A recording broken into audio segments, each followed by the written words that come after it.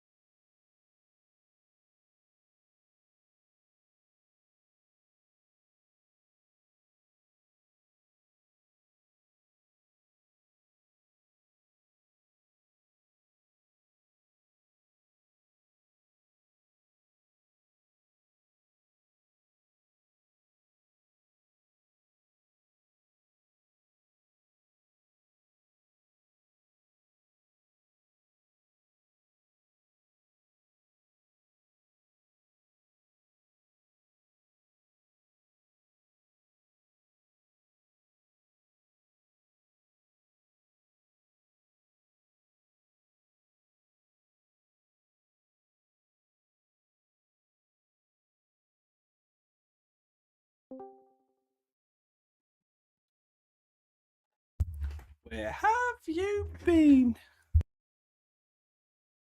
No note? Car gone?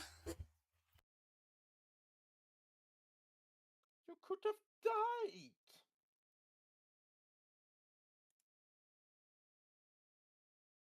Harry, dear, how you doing?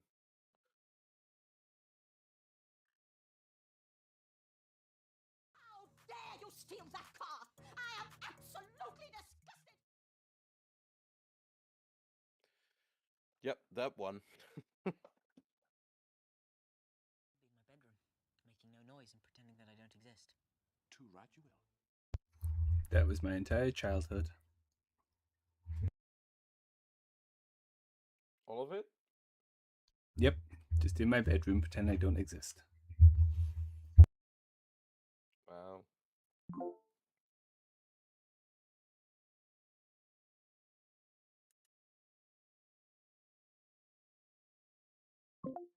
Why's my music not working?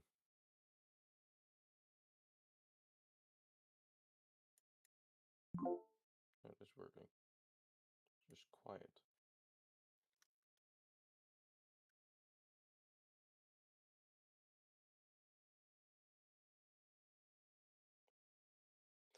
Hello, everyone. Hello, hello.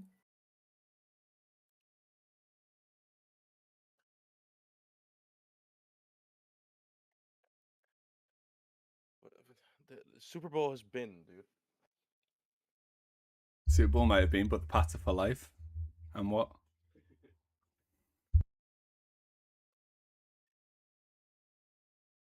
Look, I'm invisible.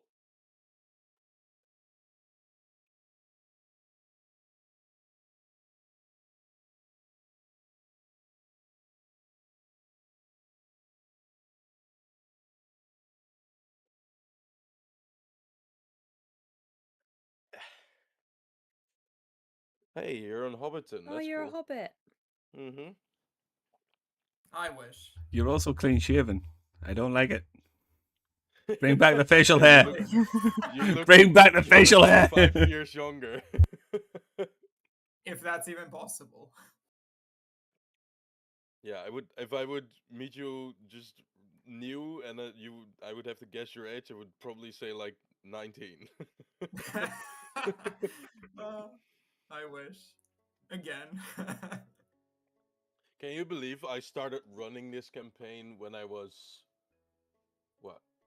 18. 19? Yeah, not 18, Oh, 19. yeah. Because I was 18 when I started playing.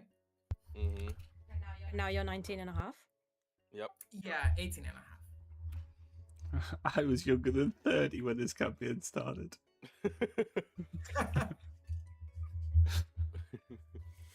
I'm a whole life ahead of me, man. Ian didn't even exist. Oh, yeah. Sorry, what? I'm definitely the oldest person here. I thought you just spawned in at this age at some point. Like Jesus Christ. I'm like one of those jellyfish that just keeps regenerating. You actually become younger.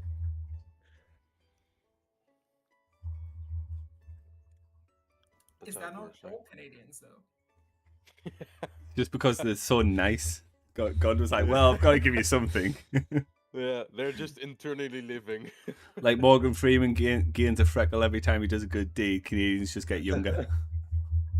You know, we might be going to the Canadian or the Canada of the hells this session.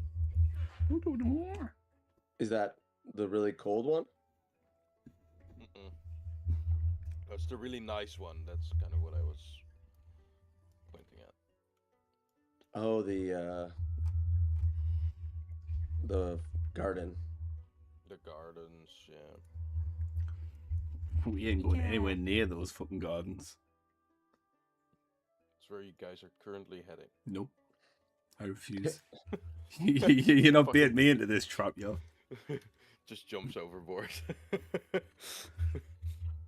I'd rather forget. Bye.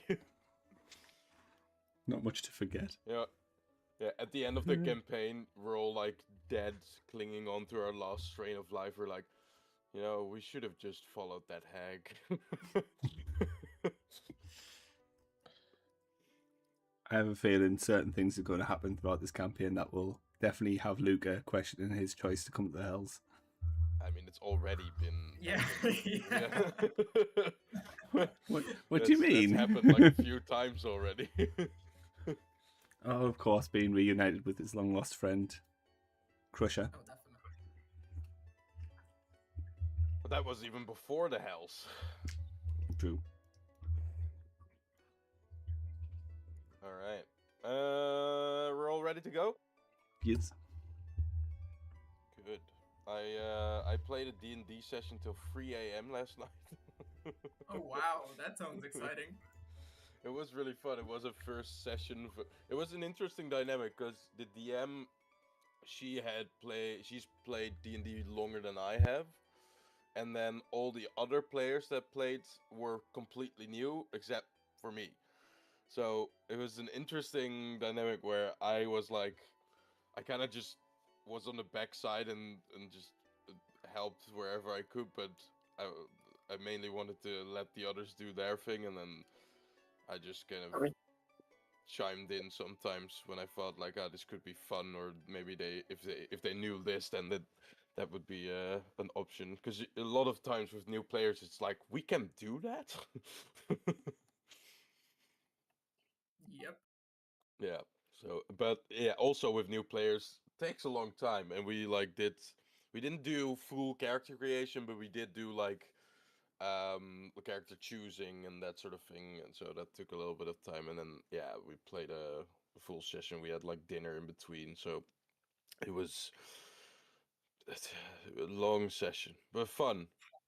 Was it in person?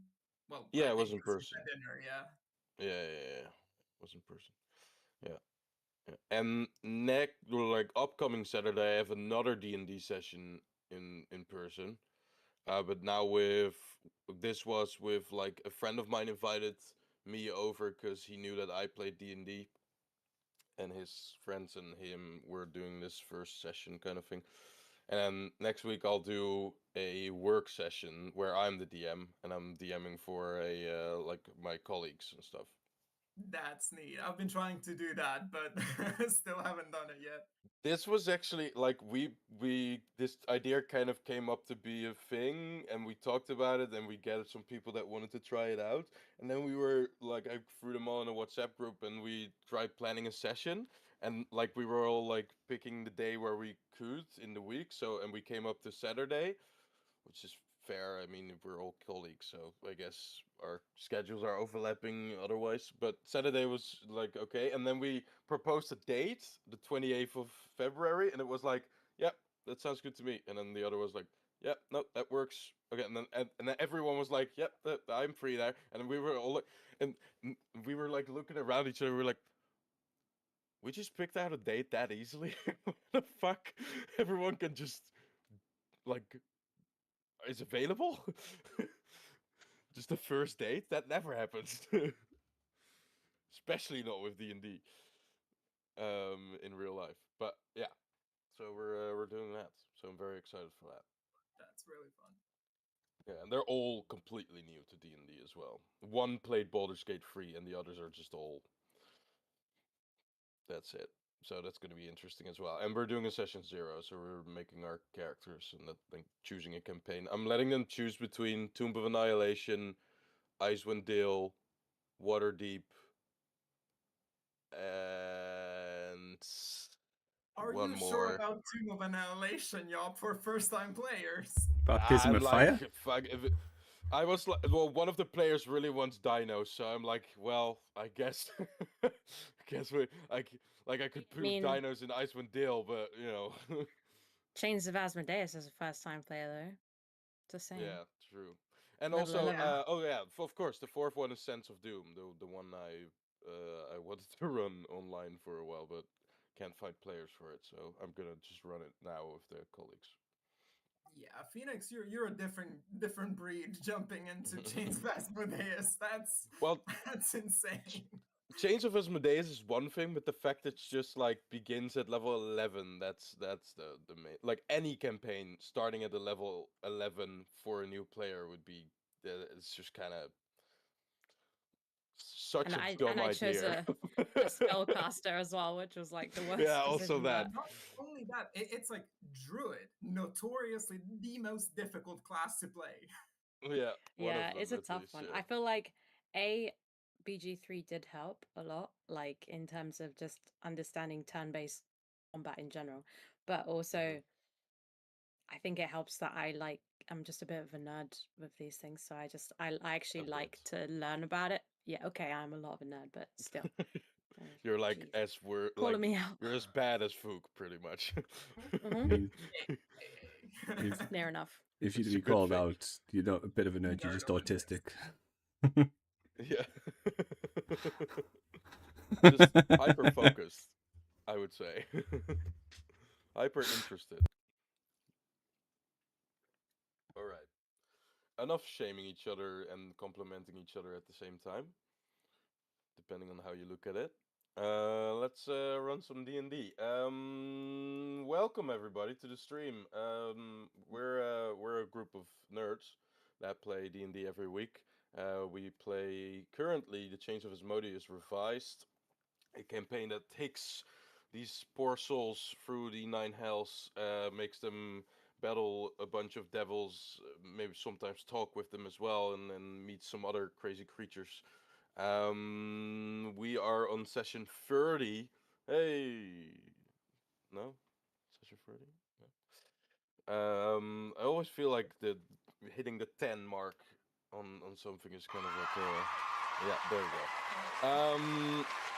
we go. We try and run this every week. Sometimes works, sometimes doesn't. You know, life.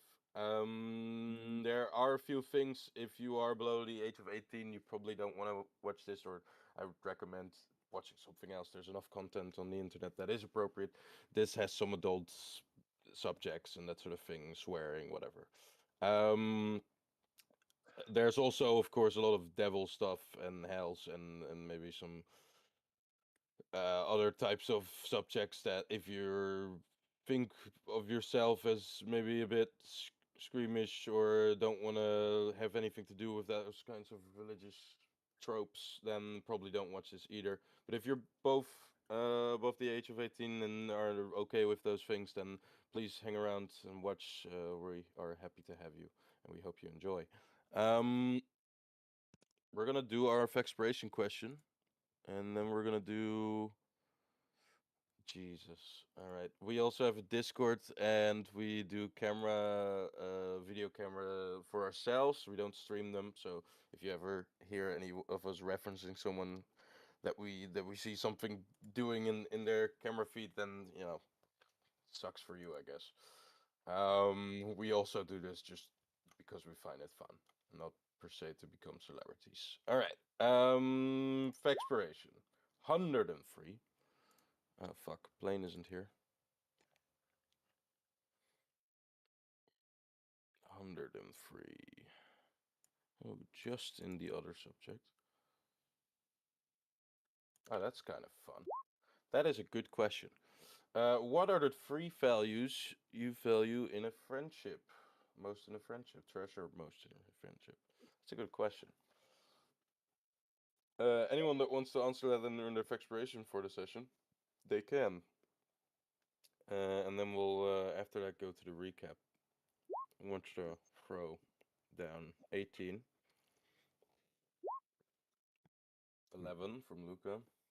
Who's doing the recap? I am. Okay. All right. We're gonna throw it to Phoenix then with the 18. You'll get to think of those three values a bit before we do. Or get that answer from you. We'll see what Ios has to say about, or Ian has to say about last session. Ian, take it away, man.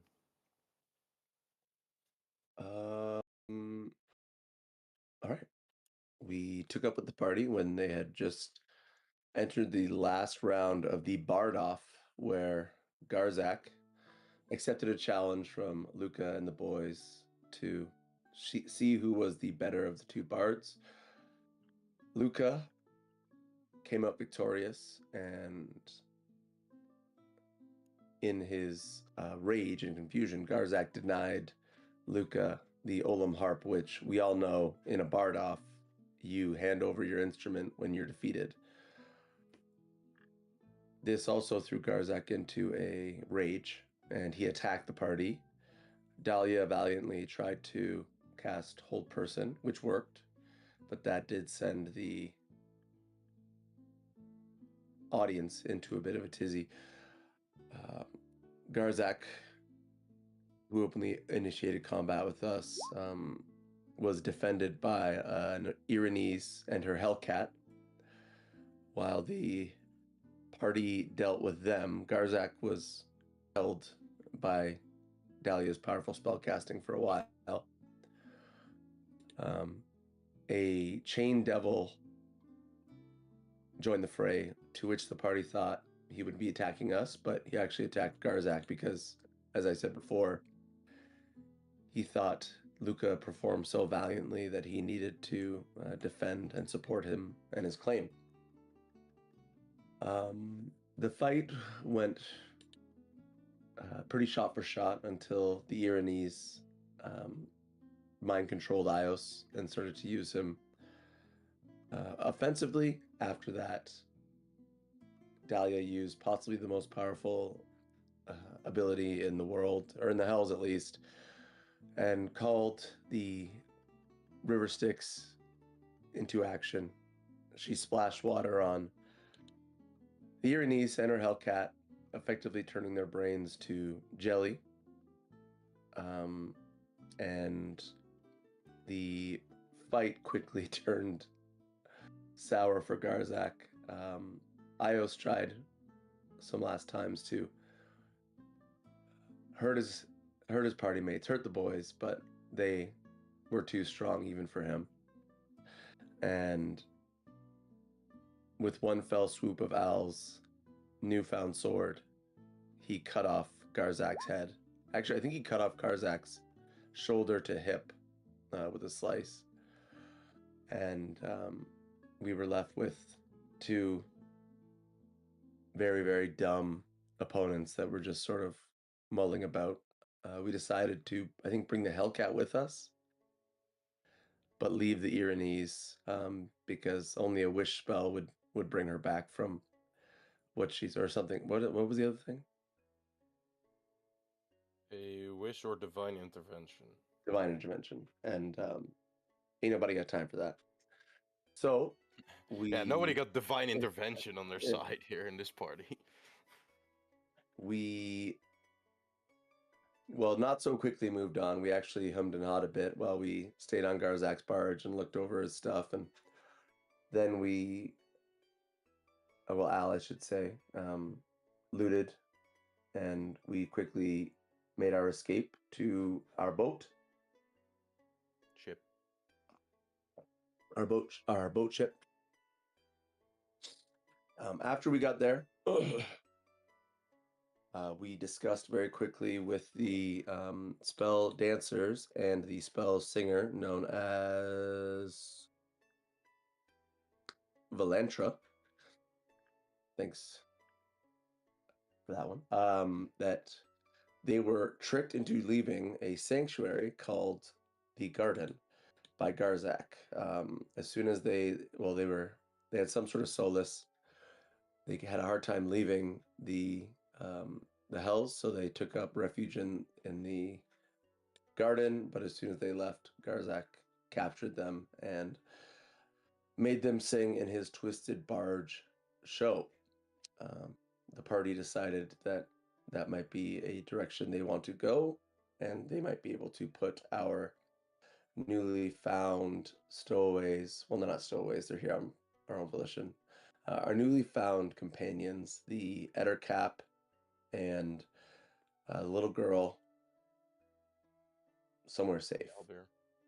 And the owlbears, yes. Then our friend Al was looking around the back of the ship, and he decided to try to open a door. It was locked. Choose violence. Kotam very defensively said, "Please do not go in there." he didn't give us a lot of context until Ios came down, and he indicated that there is a statue of great and evil power in the room that he must commune with it on occasion. But every powerful thing he has done to get rid of this statue has resulted in the statue just coming back into his possession. So he knows that it is quite powerful, it is quite dangerous, but he insisted that the party didn't go check it out because of the nature of the. It will try to convince us to do things that might not be in our natures or might be in its best interest, not ours. And I probably missed a few things, but that is all I remember.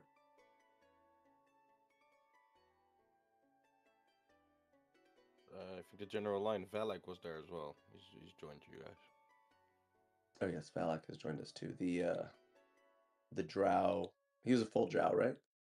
Yep, full male drow. Full male drow, pathetic creature that we've taken. That Luca has taken a shining to. He's taking a shining to Luca as well. Because he wants to believe that there is good in this place and good in the drow. But Desperately. yep. He's like something good, and it is kind of ironic that you try to take up like an ally into a creature that usually is seen as like a, the outlier of a good type of creature like elves, but then this one is most of the time just the evil version of it. And you're like, that one that one becomes my friend. He's not so bad. I can fix him. Yeah. All right. Thank you, Ian, for the recap. You guys talked about spell dancers and spell singers as well for a little bit there. Oh, and TO69, of course, is here as well.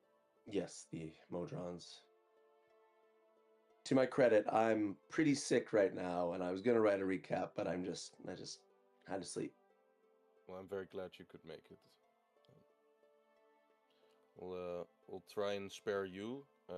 Not Ios, but we'll try and spare you. All right. Well, I mean, don't be so sure about that. He made a pretty sexist comment Yep. yesterday, Like, so I'm just saying. A pro women comment? Which one?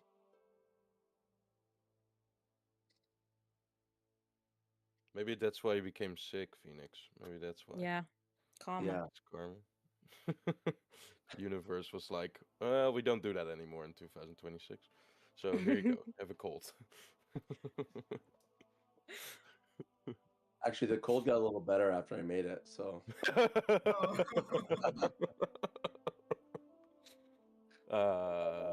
Yeah. That's just America's weird right now. All of it, you know?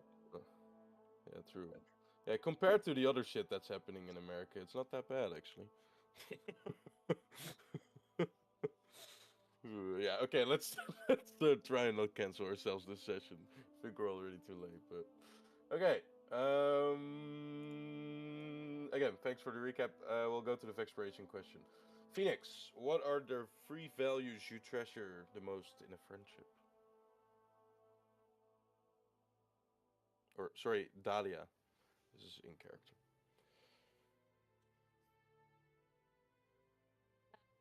I would say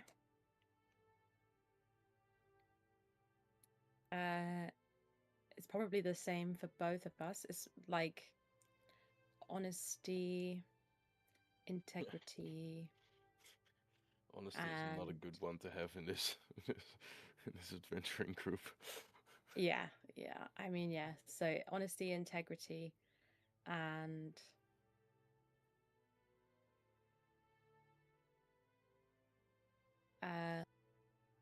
I guess just a shared sense of like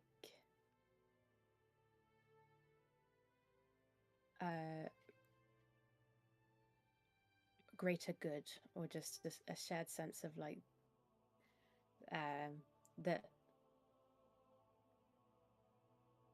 I my think life is sympathy. not like well, empathy is a big one, but Yeah, you know, it's sympathy or like empathy. empathy, I would say, is more important than sympathy. But I think as overall values, like I can live with somebody who's like not that empathetic as long as they have integrity and like the ability to not be selfish as well. I think is the important thing. Like, and that my life is like Not more valuable than others. Yeah, exactly. That every life is just as valuable. That kind of thing. The Last Airbender kind of perspective there. Exactly. Yeah. Every spider fly caught in its own web. Pretty much. All right. How about the free Vuka suggesting? Canadian hate. How do you hate it? What? I feel like it would just be just Ian hate. I think is the reality, because I do like That's Canada, a quality. That's but you can't let one value. man just besmirch the name of an entire country, you know. Yeah. I don't know how I was painted in this. Yop is the hateful one. Yop is the bigot. I'm a nice guy. Yeah, I'm Dutch, for God's sake. We ruined the world. The English did as well, but the Dutch are, you know. All right. The Canadians are just a byproduct of us trying to fuck up the world. Sorry. That's where all the nice people went to escape the Dutch. Yeah. And the English. Don't forget the English. All right. Let's go to the ship. We left off there. We were about to take a long rest, but because we are in a new session and stuff, I'll allow you guys to do anything before you guys want to take that long rest. If there's nothing, then we'll just go to the next day. Thought I'd grant you guys the opportunity to. Change the music as we do that.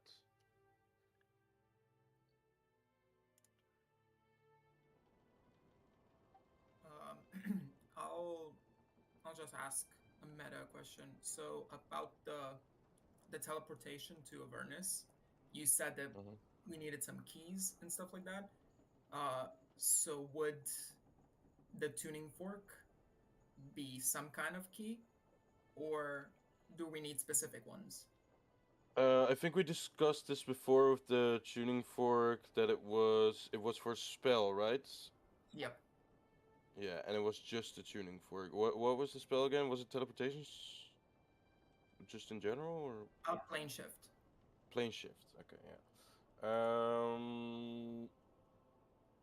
So I think plane shift would be the base, and then any other keys specifically for the different levels of the 9 hells would then be added on top of that.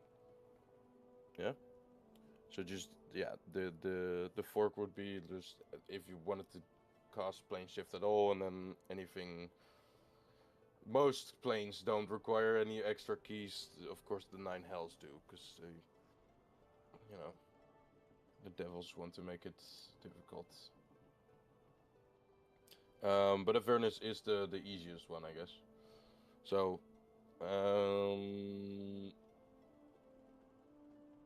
your answer to your question is yes and no, I guess. So if I were to cast teleport and try and get to Avernus, I would need more keys, or just the keys that same required. Yeah, same goes with teleport. Yeah, and same goes with teleportation circle. Anything that really transports you to one of the planes of the 9 hells requires you to do some preparing. Yep. Okay. Some kind of, I look at it as like passwords that you have to fill in before you actually get to access whatever you're trying to access, right? Wherever you're trying to get to.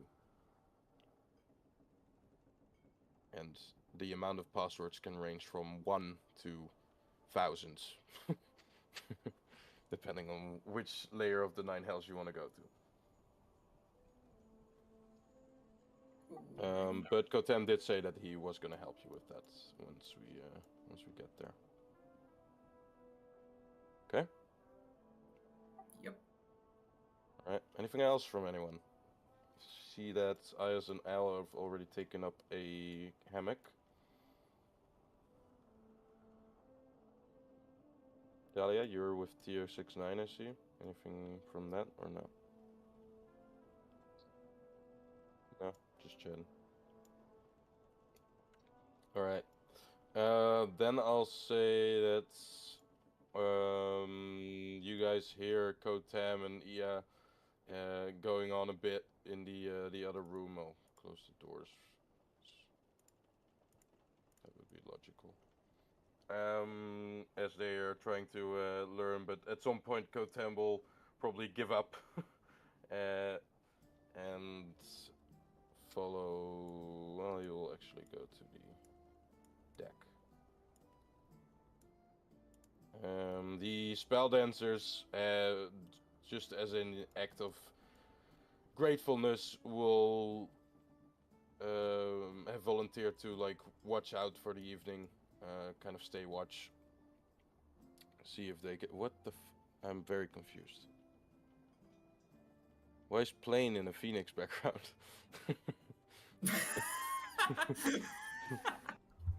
What are you talking about? Oh, what the? Huh? Is this for What? you guys as well? Yeah. Well, They're at this. what do you They're at the think? same house. They're at the same house. I have no idea what you're talking about. They've switched computers. What? You guys are Looks crazy. fine for me. That's funny. I was so confused. I was like, huh? Plane, are you in my house? Are you in my house? Are you? Is my cat next to you? Oh I yeah. love the echo though.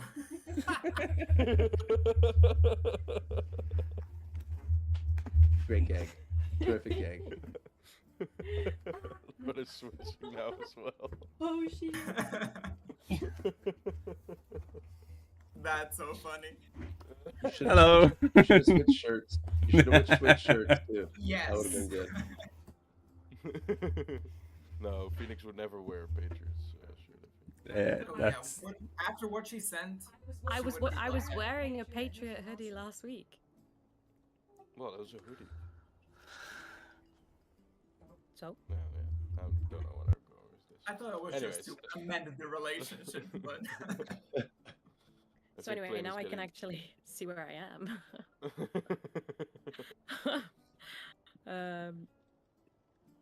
Did you want to do anything before the long rest or nothing else?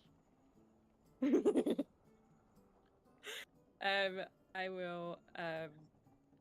What the fuck was that laugh? What was that laugh? I'm busy putting deodorant He's on. putting She went to, deodorant. I went to like show him on camera, and he was just like, "Don't Oh. you dare." Okay. I guess there's not really that much to do. I think I'd rather just go down to get some rest. Okay. Right, yeah, like I said, the spell dancers will volunteer to keep watch. It seems that Kotem doesn't want to go to bed as well. TX, however. So has did Core one go day. up on deck? Yeah, he did. Psst. Hey, yes. TX has come down though, and is also sleeping. Do you still have telepathic bond up? Without Cortam? I don't think so. The duration of that is not long enough, I think. Ios is going to get out of his hammock once he hears Kotam go upstairs. Yeah. Do you want to do it stealthily? Because TX is here as well. Yeah, I'm gonna go stealthily. Yeah. He has this hammock. Okay. Make me a stealth check. Be a good time to use my new cloak of elven kind. You have it on. No. That's a 25. Well, it's not an attunement, so as long as he throws it over his shoulders and puts the hood up, or just wears it by the hood, should be fine, right? I'm pretty sure it's attunement. No, it's not. Nope. Nope. Well, then I obviously have it on then. Okay. Well, you look to your right as you jump out the hammock, make no sound at all. Al, you kind of turn around to talk to Ios, and he's already on the floor, kind of sneaking about, using the shadows as his mental, other than the cloak of elvenkind. But Ios, you look to the right there. You see Luca reading a book. TX just fucking out like a light. You're pretty sure he wouldn't even notice if you rolled a natural 1 there. So, so go ahead, whatever you want to do. Okay, I'm gonna go through. Okay. I would like to first use my divine sense to see. Divine sense. Yeah. Could you put that in the thingy? Yeah.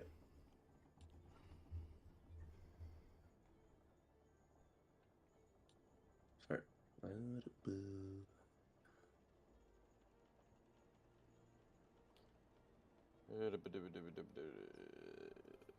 Until the end of your next turn, you know the location of any celestial fiend or undead within 60 feet of you that is not behind total cover. Yeah. You don't sense anything. Fucking total cover. God damn it. All right. I'm going to lockpick this thing. Great. All right, go ahead.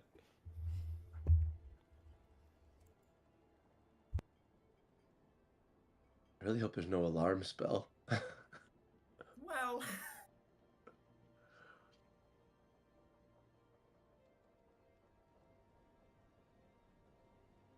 You're doing this with normal thief tools, right? Fuck. I'm gonna like see if I see any glimmer or spells.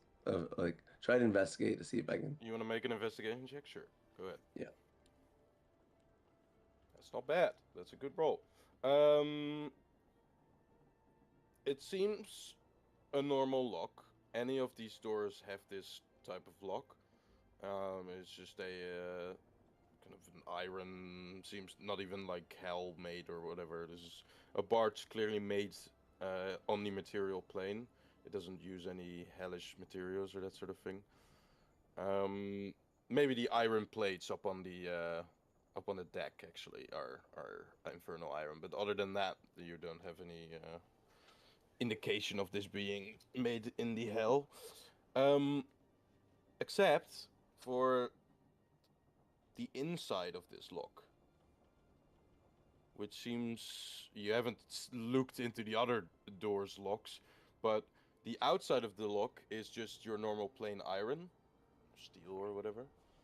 The inside of the lock has a different type of material, different type of metal, a lot darker, which you would, I think, recognize at this point as infernal iron. You can't detect any magic or that sort of thing, but you know that infernal iron has magical properties.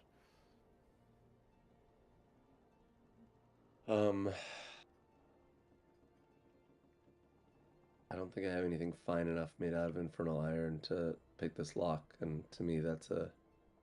You've never picked a infernal iron lock. You've no idea if it has any. Infernal iron is like, yeah, like I said, has magical properties. You're just not the expert on it, so you don't know what thing you can expect here by lockpicking this or trying to lockpick it.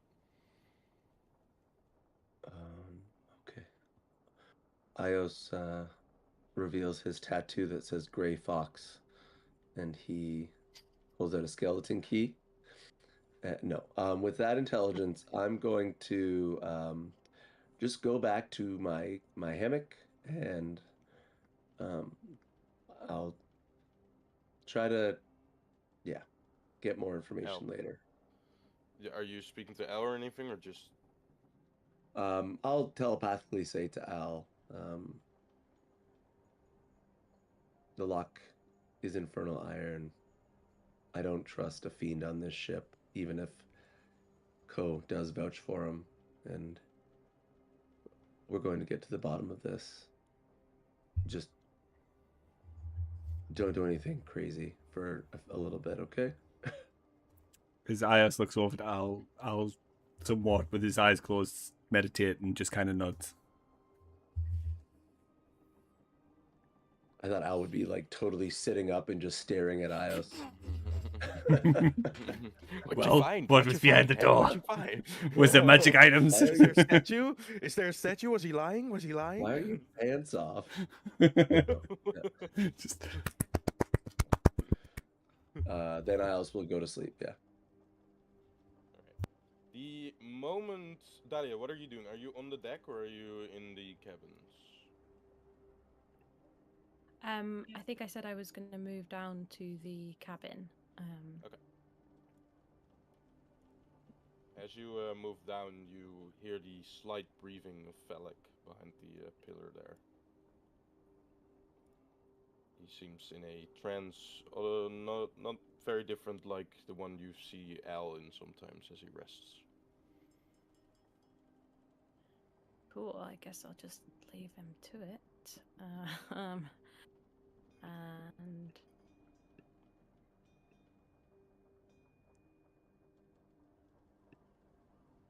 I don't remember which hammocks you guys picked, but Yeah. We have a rotation. yeah. Wait, what hammock am I supposed to be? I have no idea. Just like the recaps, you just have a rotation. There's too many fucking creatures on this ship for the hammocks, man. I mean, these hammocks are like they're 2-layered, so it is double the amount of hammocks, but still, like all the spell dancers wouldn't like that. That's not gonna fit. So, yeah, the spell dancers have taken up to spend the night on the deck. I will say because Ayaz and Dali are the last one here. I guess El and Velek are in a trance. But Dahlia and Ayaz, you guys are the last one to go to bed. I'll say that you hear this first. As there... Well, what is your passive perception? Not great. Tally's is probably better. 14. It's all the way at the bottom of your like skills and stuff if you don't know where it is. and it's just taking a long time to load. Okay. It's also 14. Okay. I guess the proficiency in perception helps out, Ian. Oh, true. All right. Both of you then will hear, other than just the ship sailing through the river Styx, the maybe snoring of some people that we will not disclose, and then the kind of slight whispering of Ia that seems to maybe talk a bit in her sleep. Not that you can understand it from your knowledge of languages there, Dahlia, but you do hear, and I as you hear this as well, some muffled shouting from up above.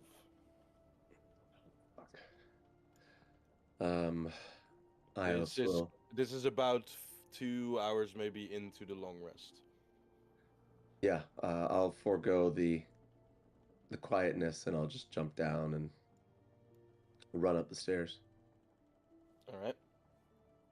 Go ahead and move yourself I'll there, bring and the then I'll belt. drag you up. The belt? Yeah, it sounds like somebody needs whooping into shape. It's nighttime. What the fuck? Valak also has heard this, being in the room, like, where the actual trapdoor is above.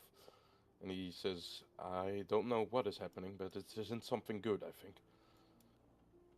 As you guys make your ways up. And I'll...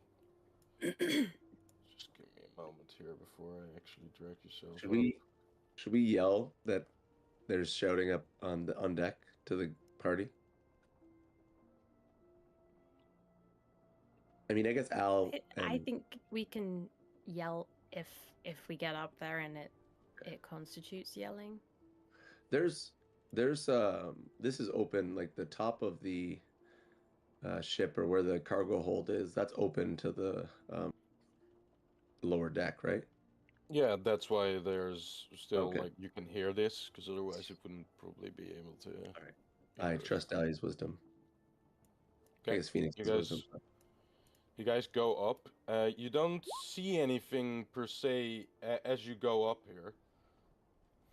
You still haven't looked at the Constitution. I'm gonna have a look now, see what's going on. Yeah. You can also calculate it, I think, if you just do the math. But yeah, I guess you rolled for a bunch of things, so that doesn't actually. Okay, but you guys go up. You don't see anything of danger immediately, but you follow the gaze of most souls aboard here, and they seem to look at something that is behind you guys. You guys are currently, I know the map portrays you guys going east, but you guys are going south at the moment. Kind of backtracking, I guess, from where you guys entered this, because you guys entered from the south, went up the river Styx to the Agora, and now you guys going back a little bit to probably get to the gardens at some point. Maybe take another passage into the lands of this. I don't know. But you guys look up to the north then, from which you came, and you see what seems to be not very different than the giant flock of imps that followed you when you guys beat General what's his name? Holy shit, how did I forget Al? the name of this guy? Bell, yeah. This is a smaller cloud of devils, it seems, but it is still a quite sizable one, and it is led by what seems to be 4 Aranese, accompanied by what seems to be a bunch of spine devils. So no imps here, but still very concerning. Kotem at the bow, at the steering, kind of hears you come up, looks towards you and says, "Wake the others." Okay. Ios will yell down into the cargo hold. With an insight check, could I is this the police station that is attacking us after we took down an officer sort of deal? Your insight wouldn't be necessary, as Kotem kind of follows up his "Wake the others" with, "That is the official court of Tetiphilus following us. We need to get out of here."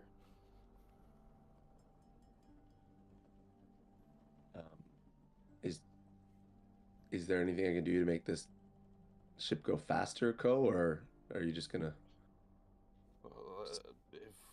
If you are able to command the sticks to run faster, then that would be a thing. But if not, then no. This is its top speed. He looks towards the sail, who is fully ballowed out, kind of in the winds of the river. As you scream down, the others will now wake up as well, like any from trance or from their deep sleep, even TX. Wait, so we haven't had a long rest? Nope. Fuck, so I need to just quickly amend my character sheet. How many does it look like on the horizon? Like how many? You could roll me a perception check for that, I guess. You do see the 4 Aranese. They are in very much an order, kind of. Two. Jesus, Oh. you see the exact amount of devils. No, you see about, like I said, they're accompanied by a bunch of spine devils. You count maybe close to like 50. Sorry, 50. 50? 50, yeah. Yeah, not the Oh. exact number, but it's hard to tell because of they aren't in a very well. They're still in sort of they fly in like a like a unit that walks across the ground of soldiers, which is a bit disturbing because it's would be a lot harder to do. I think flying that in that way.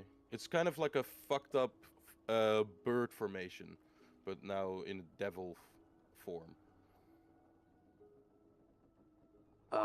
I'll yell, "There's 50 of them," and I'll say to the spell singers and spell dancer, "Do you have anything that can make this boat go faster?" Valentra also looking towards the cloud of devils approaching. She'll turn towards you with a worried look, and she'll say, "We could try and do something, but I don't know if it works. We need the room."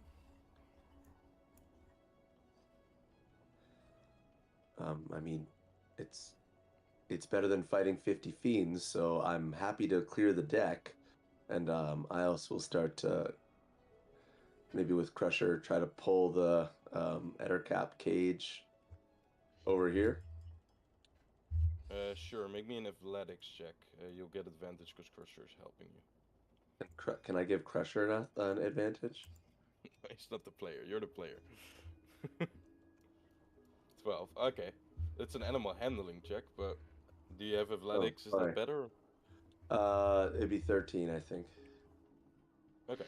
No, I'll say that it's an... +2, sorry. Okay. So, wasted that one. well, I use the animal handling to calm down the Ettercaps. Yeah, no. But that would be then, what, like a 15? Yeah, 15. That's not bad. We'll say that's enough. Where do you want to move it? Just closer to where the owlbear and Kalbar. Next. Or actually, where does Valentra want me to put them? I guess it's... Yeah, no, the middle of the ship would be her preferred dancing zone, I guess. Okay. Yeah. Zamsarif will have to get out as she kind of, with strain, stands up and moves herself over. TO69 will kind of go, sir, would that be needed in this situation? No, get below deck. All right, thank you. Same goes for your spell Flies. dances, Philandra. If this doesn't work and a fight ensues, those of them that aren't fit to fight or don't want to gets below deck. We've rested a bit, but yes, we are not at full strength. I'm gonna get in the crow's nest. Okay. There is no crow's nest, but there is a mast that you can climb up. Well, yeah, I'll use my spider climb foot wraps and I'll... Yeah. Sure. All right. You make your way all the way up. Zamsarif will kind of make way. And Valentra will kind of gesture the space to be empty. Everyone to the side here. She also look at you, Luca, and say, something high tempo. Sure. Yes. Of course. And Luca just takes out his lute and begins playing the fastest song he knows. But also, I want to ask, how far away can we gauge the fiends are from the ship? Like, what's the distance? Make me a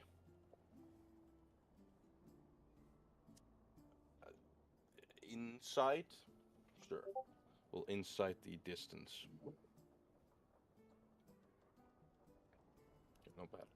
Well, with your half elven eyes, you can probably determine that they're still quite a far way away. The thing that works to your advantage or doesn't, depending on your luck, I guess, is that the distances of things that are far away could also just be lies, right? Because it changes. So like from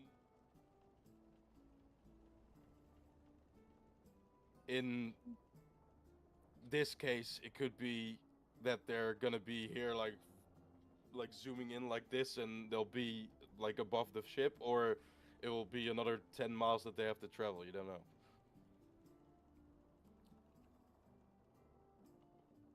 Okay.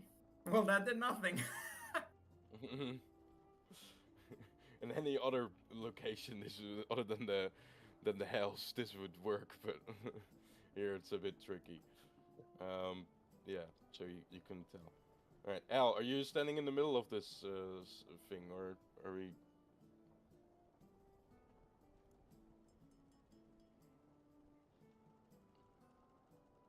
Which way were the devils coming from? Sorry.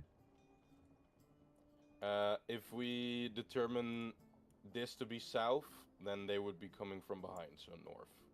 Okay, then I will. You guys are. Position myself. The map is not this way, but you guys are traveling south. Yeah. I'll position myself to whichever direction they're coming from. Sure. All right. And I'll ignite right. Bell's being as well. Yeah. Sure thing. I will go up to here where the entrance is, and I'll put up the circle for the tiny hut. And I'll do it without a ritual. Okay, so you're casting this as a spell. Yeah. Yeah, it still takes a minute, no? It does. But they did suggest you to play music. You wouldn't be able to do this and then play the music at the same time. Oh, well, do I have to do something to play music? Like, is it a performance? Yeah, if you would like to make a performance check to play the music okay, to... never mind. Never mind. Alrighty. Can I activate the symbiotic entity and Sure. also I'm gonna make myself invisible. That's fair. Yeah, the Mirage Arcane is a very good solution if you guys had 10 minutes. Yeah, I was about to say I was thinking about doing that one, but it's not. Yeah, it's not gonna. It's a really cool spell. All right. It's one of the. Also, but also we're moving, and I don't know how it would work with that because you have to target an area, and if we're moving out of that area, then I don't think. Right, but if there was a point where you guys stood still, like I don't know, like anchored down, then this would be a very good solution to like hide yourselves. But yeah, hide yourselves. You're right. Yeah, but for now, if you are on a moving object, as you move out of that 1 mile radius, you'll just be visible again because it doesn't move with you. Sadly enough. All right. Music has been played. 18 is good. I'm gonna make a performance check for Valentra as well.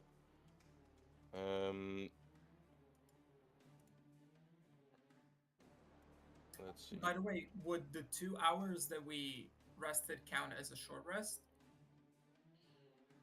Sure. I'll say that you guys can have the short rest. That is massive because I get all my seals back. Yeah, that's insane. So I'll do a bardic inspiration to Ios, Al, Dahlia, and Crusher. So all of them get a. Would the short rest cancel out the additional hit points I've got from aid? Or depending on how long it's been. I mean, the short rest was what 2 hours. It's been like since the casting of aid, which was at the Agora, I think, right?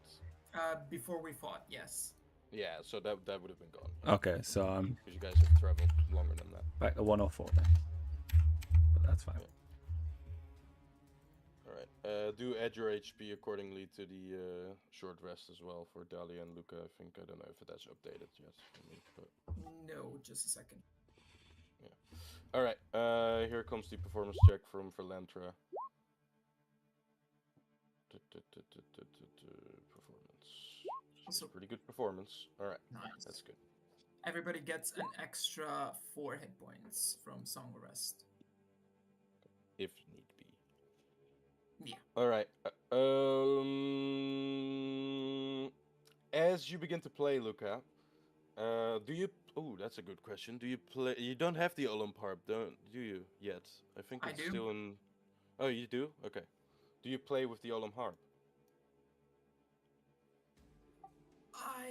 I wouldn't yet, Okay, because I that's haven't fine. attuned Yeah, to that's it. yeah, no, that's sure. All right. You play with your lutes that you have trusted throughout these years, um, and you begin to play the notes as you play them, and as the spell dancers start their dance, become almost. And you've never experienced this. The people around you see this as well, but they could become almost a physical thing, as the notes that exit through the strings of the lute reach through the air, and as soon as they come in the vicinity of that kind of circle that these spell dancers and Valentra have created, it begins to glow, as if the sound waves become an actual visible thing, something you would think would almost be touchable. And these sound waves kind of begin to circle the spell dancers and the Philantra. As they move in a circle themselves, the kind of sound waves of the performance you give begins to go with it, and it begins to speed up as you speed up the melody. And the kind of golden glow that comes from this performance is going to expand and expand as it kind of circles and circles and circles like a sort of golden tycoon or tornado of some sorts. It's not a dangerous one at that though. As you get enveloped, maybe first Dali and Ios as they stand closer to the Valentra and the spell dancers, you feel this golden glow kind of reach through you, and a sort of warmth begins to overcome you. Then it becomes bigger and bigger, and Luca and Valek, as well as the people at the helm, even the Ettercaps, as well as Crusher, and then at some point the Albears will become enveloped by this golden glow and this light, and begin to feel this sense of warmth and just something of good that is very senile in this.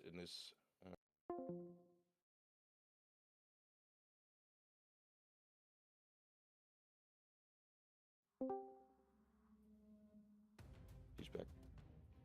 You good? Sorry, I lost all sound. Yeah. Okay. Did you hear? What did you hear? The last part as well.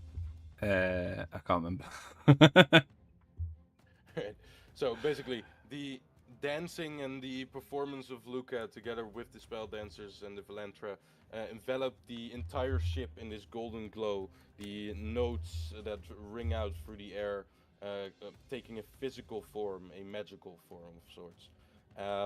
And you see the golden glow kind of blind you, becoming this great sense that overcomes any other type of senses.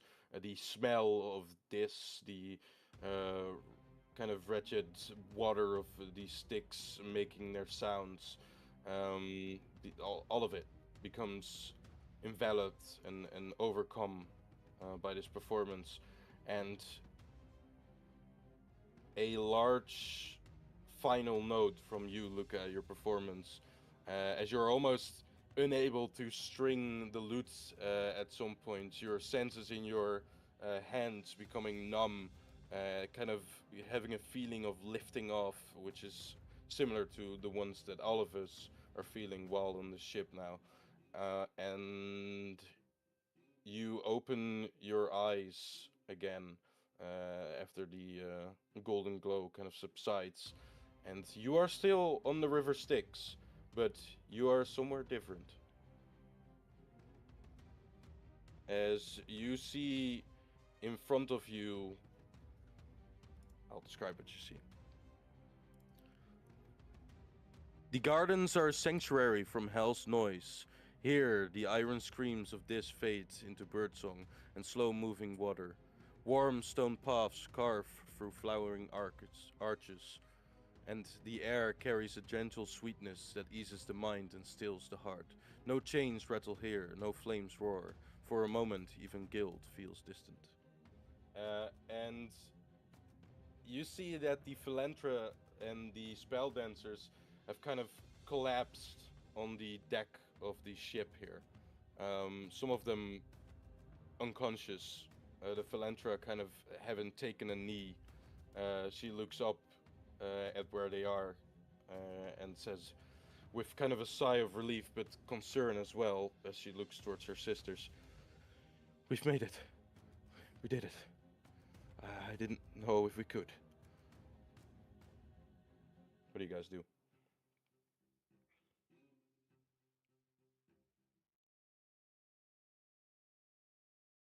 So Well, I guess I'll make myself visible again. Okay. Now that way.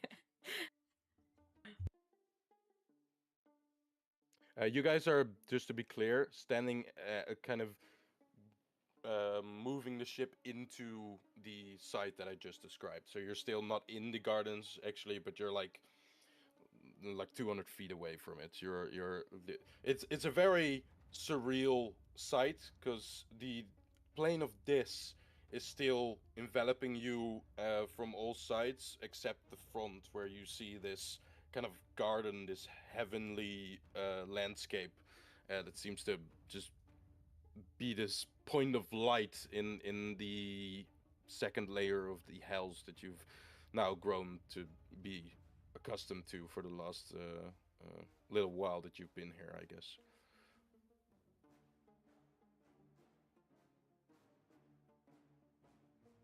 so what exactly happened? Valentra will use one of the poles of the little tent here that's set up to kind of lift herself up on 2 feet again.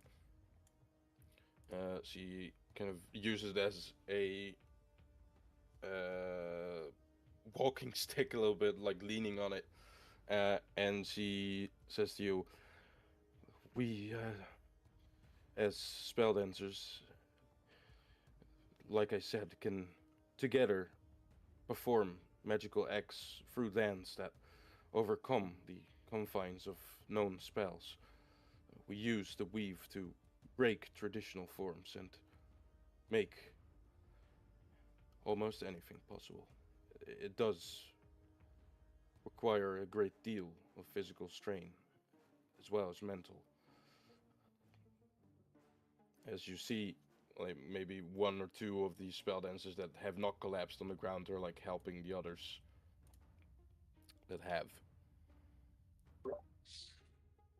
Especially such a great performance as this one, transporting a ship across great distance in the non-traditional way, and all the creatures, which are many, is taxing. I can't help but express a little bit of skepticism on the garden. I know it seems like an oasis, but are we not aware that everything here comes with a cost, whether it's hidden or overt? It usually does, and I'm sure you are right. The gardens seem too good to be true, indeed. But, till this far, they have proved as a safe haven, and they have not hurt us in any way. I don't know what kind of wicked plan I'm sure is behind this place, but, well, unless you want to face those devils that followed us, then I think it's our only sanctuary for now. I don't know any other place by heart myself, at least. No, I suspect you're right, but I think we need to keep an open eye and keep our wits as well. And I guess I also will prepare to go to the garden. Yeah, whatever awaits us there, I find it difficult to imagine a fate worse than 50 devils breathing upon our necks, so thank you. You've saved us. It's alright, I didn't know we could. We lost a few, as I told before. And, well, we also are not in our best forms at the moment. Garzek really hurt us. But we did it.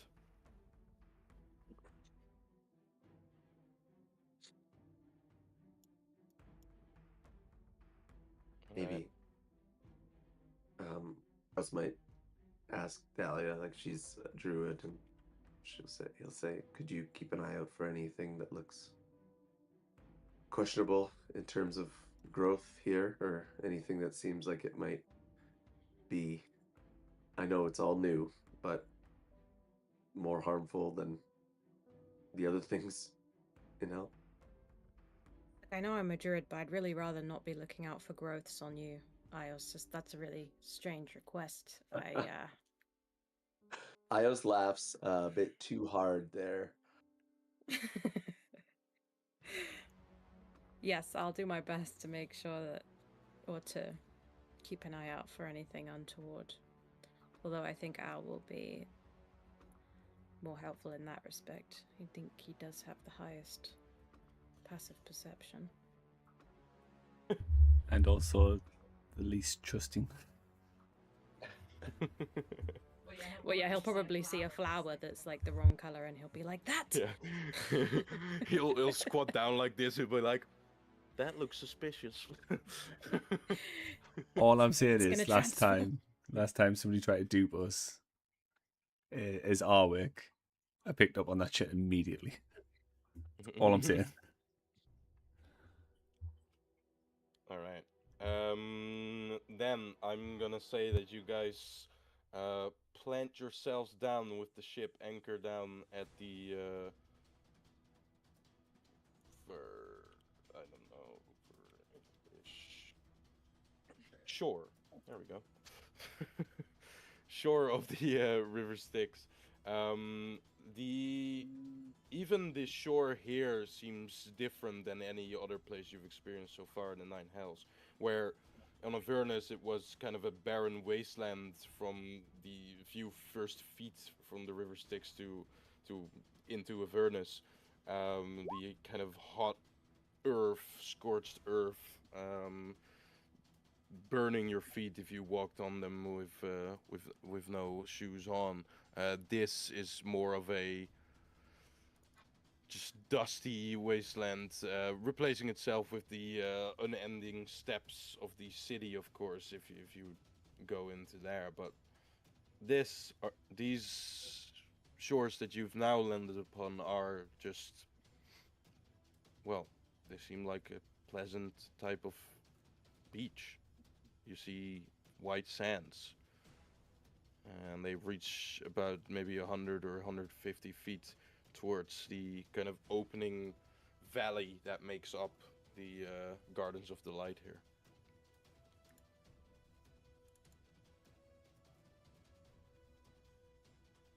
You guys walk on. Who is... I'm assuming... Well, I'm gonna say the spell dancers as well as Philanthra, of course, go in.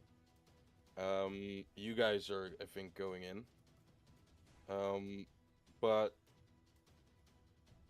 are we keeping the owlbear in its cage and the... Like, what are we doing with all the other creatures that are on this boat? Can I speak to Valentra really quickly? I'm just going to ask her, do you know if there is a forest anywhere in this garden? She looks towards you with kind of a raised eyebrow, points towards what you see in front of you, and you see on the sides of the valley, great kind of... They're not forest as in the nature forests, but you see a great many trees, plants, and all kinds of stuff that resembles a forest, maybe just more organized. these gardens are so vast that they might as well be perceived as a forest because they don't seem to be ending in terms of distance. Okay. Well, I think the owlbears would be more than happy to come in, and if this turns out to be a trap, then well, at least they'll be in a forest. Okay. Do you want to? So the way that the cage got brought up upon this ship is by the devils of the arena. It's a pretty heavy cage with an owlbear, two owlbears in it. It's gonna be quite a feat to lift it and like bring it on the We can shore, just bring it with you. let them. We can let them out, right? They can move themselves. I'm not worried that they're gonna. I mean, if they want to run away, they can, but like we're trying to help them, so I guess there's no harm letting them out. Yeah, you want Can to do you that? talk to them? Yeah, I think I would still have speak with animals because I did that last time. So And also, just are we clear that they're not gonna like drink from the river or anything when they get thirsty? I'll double check, but you see multiple different water sources, maybe a lake or Okay, like there we go. canals, rivers inside the gardens of. So do we know for certain that they aren't like laced with that you don't, yeah, that you don't know. Styx water? Yeah, that you Because don't know. that would be the ultimate thing, really, wouldn't it? Like you think you're in this safe place, and so of course you naturally go and drink the spring water, and it turns out it's Styx water, and then it turns you. That's it on the pretty- on the eder caps. They're pretty much worthless. Jesus. Okay, That's sounds Ian, good. not Io. Sorry.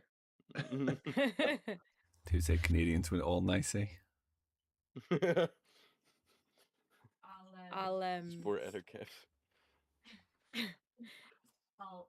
I'll go and speak to the owlbears, and I'll ask the mum if she is happy to go into these gardens, and I'll say that I'm not really sure exactly what to expect, but it's certainly a hell of a lot nicer than the conditions they're currently in. So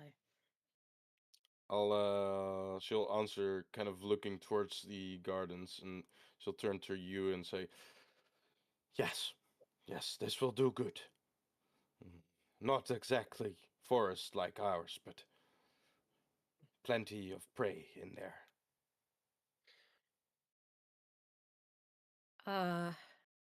about that, are they gonna? Because I don't know what the rules of this place is pretty strict, right?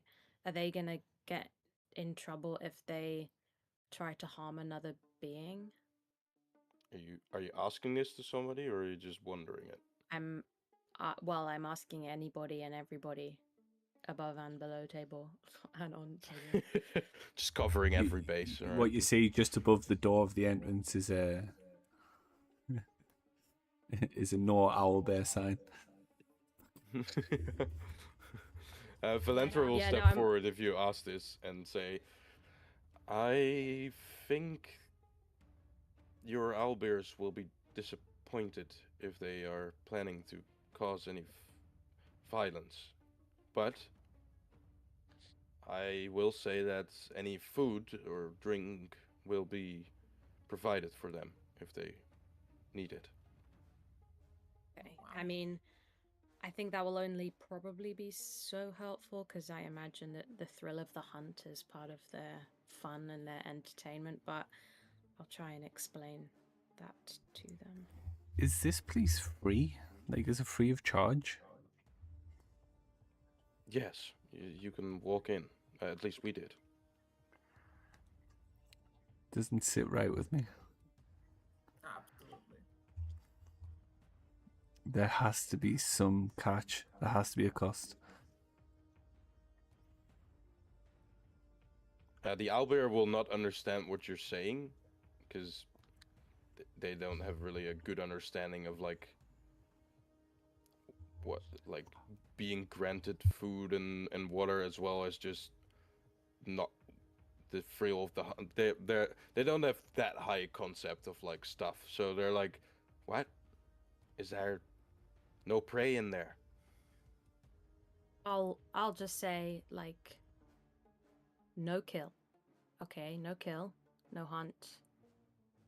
But plenty of food. How? How? No. How will we have plenty of food if we don't hunt? Provided by other people and by the place itself. You get what you need as long as you play by the rules. Philanthropy will say, right, she speaks truth. And you will kind of nod along with that, but then realize, like, huh, she seems to understand this animal as well. Seems to be able to talk to it. I was gonna say, like, how can she be a part of this conversation? In fact, I'll ask her that. Be like, oh, you speak to animals? Yes, the gift that we talked about of being a spell singer allows you to talk or sing in any language. Wow, that's quite a gift. It really is, yes.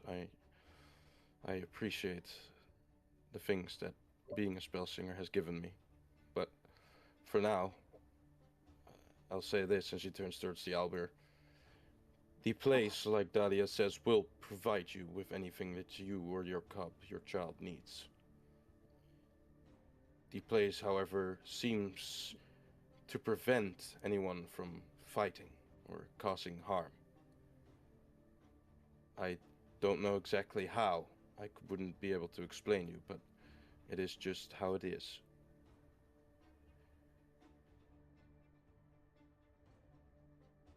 So please don't try and hurt anyone.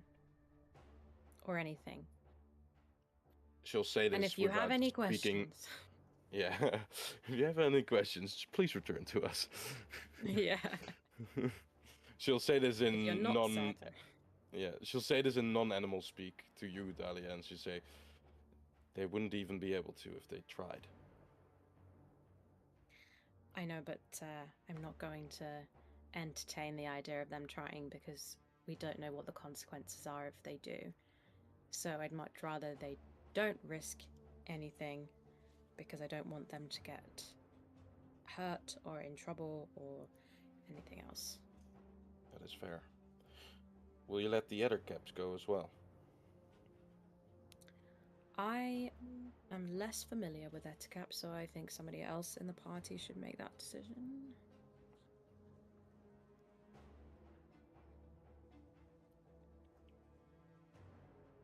Hello? Anyone? Ayos, what do you think? Maybe we'll let them go on the other side of the shore and they can try to eke out a living here. In all honesty, I think they are creatures that are pretty accustomed to violence, and I don't know any way to communicate with them, but Philanthro will step forward and begin to speak in the language of Ettercap. You don't understand it, but she'll, at some point after maybe having a conversation of a brief minute or so, she'll turn towards you and say, they are not sure of this place, like any of us, but they'd find the idea of a cave more amusing than of a garden, and the plenty of mountains that surround this, I guess, seems more appealing to them. so do they want to leave the garden? Because They would like to be set free here, but they're not going to enter the garden. They're going to go around it. She points towards the valley that kind of surrounds the gardens, being literal mountains of this. all right, you're welcome. Tell them they're welcome to go, but please don't cause any ruckus. I don't. Or at Have least an not out. until we're like, you know, out of the way. She'll say that towards the other caps, and then kind of the other caps will respond. She'll turn towards you and say, "I don't believe them, but they say they will." All right. Then we'll let them off the other side of the boat. Sure. She'll take a step back. All right. You guys exits out of the ship. I'm gonna say that either TX or Kotam stays with the ship. Somebody needs to watch it. And then Crusher, I think, will also accompany them, just because we solved the problem with a player, but also maybe some good bodyguards on the ship would be nice. Yeah, especially considering leaving a child on the ship. Well, are you guys bringing the child? No. I don't trust this place in the slightest. What about Zamzarif? Is she still healing?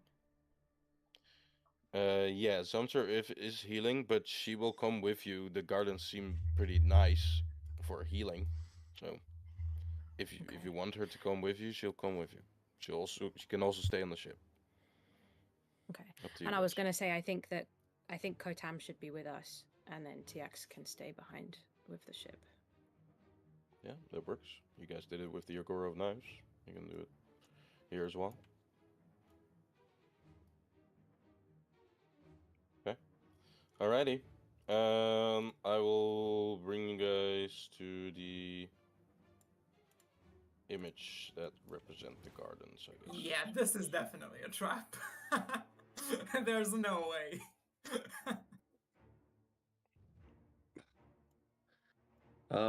Once we get to the actual shore, I also just bust out a divine sense and Or to the shore. like once we're on the actual shore, Ios is going to use his divine sense. Yeah. All right. Are you 60 feet away from the ship as you do this?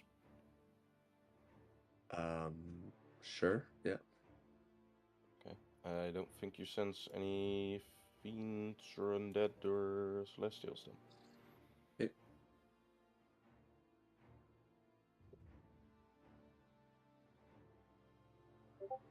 Yep.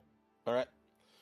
You guys enter through the gardens. Like I just described, this place seems complete opposite of what you would expect in hell, being more close to what you'd expect to be heaven, as the gardens sprout out to a beautiful landscape filled with these mostly like foliage, plants, trees, all that kind of stuff. A temperature that is accustomed to your liking seems to exist here.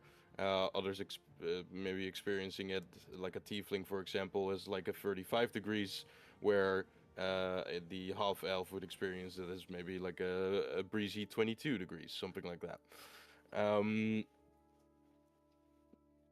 The sun here that seems to ray down upon the gardens seems to have a spotlight on it.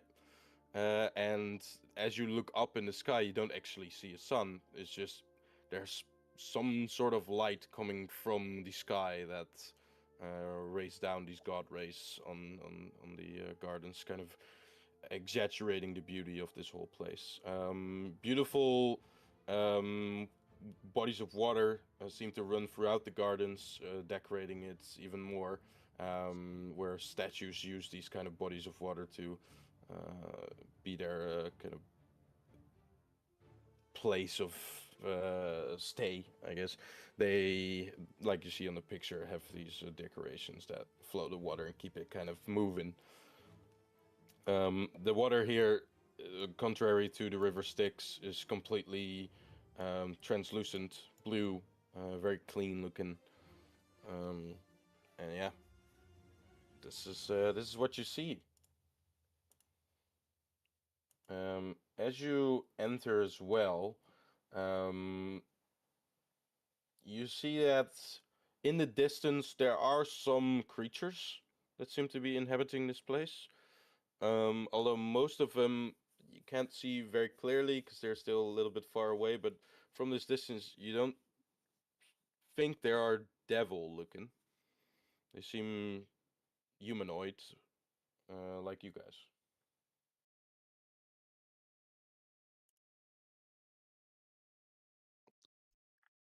Should probably talk to the locals before we decide if we're going to stay here, but I know the locals are probably going to be some devil trick. We should probably burn this place to the ground. That's what we probably should do. Wow.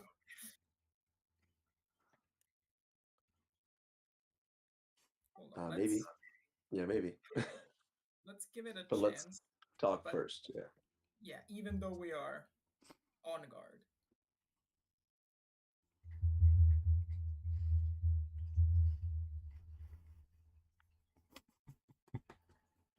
All right. Do you guys think maybe they're like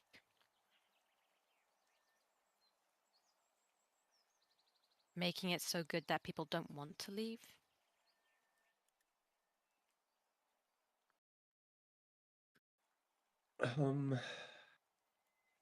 That's, yeah, I guess that's a real possibility, and maybe the longer we're here, the more likely we are to forget our whole job of being here, and we just live blissfully and ignorant in the garden. Sounds And something then devilish. we die and then they get our soul. I honestly believe this is a place for people to give up and wither away in bliss in their own eyes, but they're feeding some. This can't. Nothing in the hells comes free. Well, you would think that it was soul related, right? Because I guess that's the thing about like staying here. You're still in hell, and I guess that means they could take your soul. Maybe. So basically, let's not spend too long here. I agree. I think this could be a Venus flytrap for all we know, and the whole garden is absorbing our livelihood the longer we're in here. So a long rest, and we'll get on our way and go fight 50 devils or more. For once, I agree with Al, but everyone else as well. I don't know this place, but it seems that anything in the hells has a price, and so far I haven't seen any here. But Kotam says this, by the way, as he walks with you guys into the gardens. Assuming that when people stay here, they stay for a period of time, perhaps it would be safest to allow the creatures that we've brought to stay whilst we deal with the other things we have to deal with. And then we could return to actually take down the garden altogether. But it feels like, as dodgy as it is, this is probably the safest place for them if we can't get them out of the hells right now.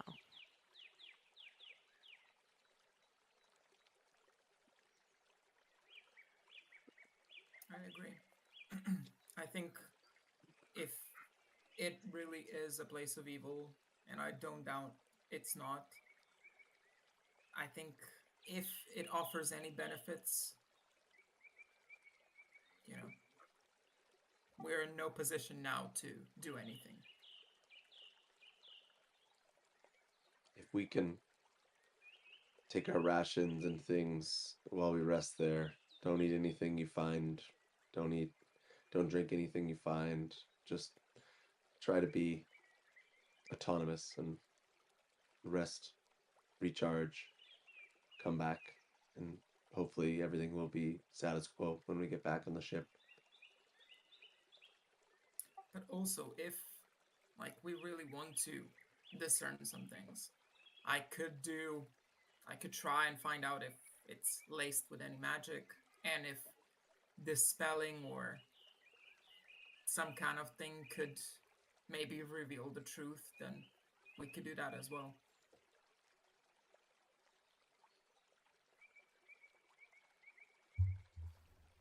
If you have the means to without expending yourself too much. I mean, there could be, for all we know, an arcane cost that drains you every time you cast a spell. I know I'm being paranoid here, but it's better to tread with caution, and if we don't intend to stay, maybe ignorance is bliss. But I think I'll have your back. it's wise to exercise paranoia for this place because it's all head to foot, all wrong. Honestly, I think this place to me is scarier than Bell's Forge, scarier than the depths of hell itself, because something is just like not right. You know, you just feel like something's gonna happen any second now. At least when you see the danger in front of you, you can expect it. Here we have no idea. Exactly. It's like a door in the back of a ship that you can't go in. You don't know what's behind that door, and you're just sort of worried. Very specific analogy. It's like Schrodinger's door, that old alchemist from way back when. Yeah. Contrary to that one, you'll hopefully never find it out, actually, and this one will hopefully do. Anyways, your owlbears seem to be happy. As you see, walk kind of into the gardens here, you see the different parties that you've brought with you do different things. The owlbears, or owlbear mother and her cub, seem to have, as soon as the cages have opened, run into the gardens, disappearing behind some foliage and trees. Well, they're dead. Living their best life, hopefully. Then you see the other caps turning away, and in the distance you already see them climbing, with quite a proficiency, of course, as they are spider people, the mountain ridge that envelops the gardens. Which I guess to your theory would be the only one then that would survive this place, as they are not entering it. And then you see the Zemserif has kind of taken up a spot at the beginning of the gardens, still kind of at the edge of it, where it transitions into the shore beach that you guys just were upon. If anyone asks of her, she'll say, I, just as you, don't trust anything in this place, so I'll just be on the side here and take my needed rest, but don't go any further into this. If there's anything you need me for, then be sure to contact me, but I don't really want to go further. So are we currently stood at the entrance of the gardens? Yeah, you've kind of made your way maybe like less than half a mile into the actual gardens. Can I turn my back? You can still see the shore. Can I turn my back to the gardens and pull out my mirror and just hold it up and look into the mirror behind me, like into the gardens? Sure, with true sight, yeah. All right. You will see the gardens. This is not a illusion. This is a real place. And I don't see anything that, you know, like a body that, like anybody invisible or anybody that isn't there to my natural eye. It's hard to use the mirror as your own kind of sight, but as you kind of move it around, take a moment there to scan the environment a little bit. You don't notice anything that is in hiding or that sort of thing. Although you're sure it's magical, true sight doesn't reveal if it's magical or not. Yeah. It just reveals illusions. Okay, can I take a step through this threshold into the gardens? Just one step? You're already in. Oh, we're already in. Can I go? You're kind of, like I said, maybe less than half a mile into the gardens. Behind you, you can still see the shore and the ship even in the distance, but Yeah. Can I walk back to where we came from then and try and leave the gardens? Just like walk back onto the shore. You have someone that is joining you in that.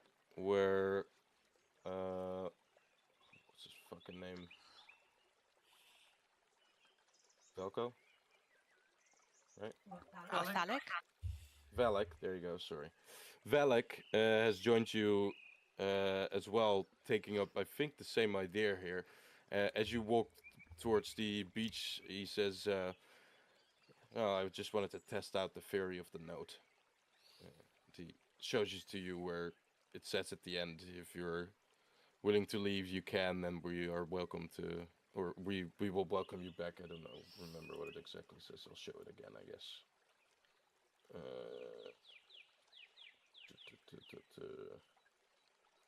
There. We'll go to the end here. When you leave, you may carry the piece with you. When you return, you will be welcomed.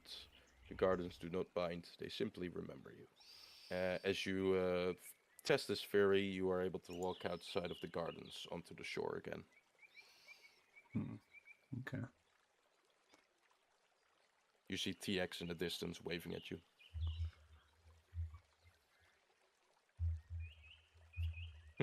I just get the idea that, this place is not meant to be a trap in any way. In fact, there is like nothing to it other than what it is, and it is exactly what it says it is, and that is what makes it so appealing to people. Like, yeah, I don't know. Felix kind of looking towards you, or not even looking towards you. He also is waving awkwardly towards TX as you both do, and he'll say on the side of his mouth, he'll say, "Well, I guess this place really is just a garden." But at what cost, I wonder? Yeah. Yeah, that's. It seems to only have things that mortals would want, so I'm assuming the souls of people is what it wants, and devils, I know, they're happy as pigs in shit when it comes to living in their layers of hell. I know it's a little crass to say, but this could just be a place to lure mortal souls, and they might die of old age, or they might die of something, but You have a soul, right, Phallic? I hope I do. Yeah. Luca, can you just try and walk out this garden a second back on the shore, please? Walk him? No, you just yourself. Okay. I don't know if this guy does have a soul or not. Like, we know nothing about this guy. I know I don't have one, so that might have been why I was able to walk out. I But see maybe what a you mean. mortal Okay, soul. I'll do the same as Al. All right. You'll walk out as well, and as you do, you are able to reach the shore just like them, stand next to them, and you turn around and see Valentra kind of looking at you with a slight smile, her spell dancers behind her, and say, "We did also just walk out when Garnet convinced us to." We're all just soulless. It's fine. Then the moment we entered the hells, we became soulless, didn't we?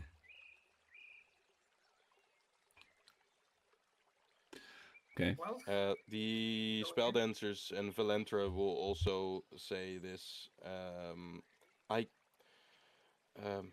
I know we haven't taken our rest yet, and I would suggest we do it as soon as possible. But we'll here be able to, after our rest, be able to find out if any of you are spell singers, as well as maybe perform anything else that would help you along your path.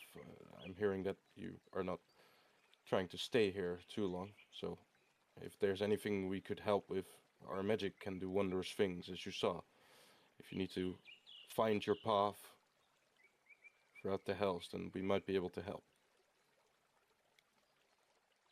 yeah, that would be great. Thank you.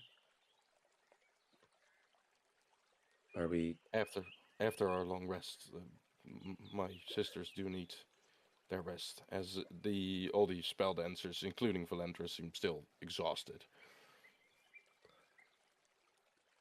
Should we still do it underneath a tiny hut, or are we confident?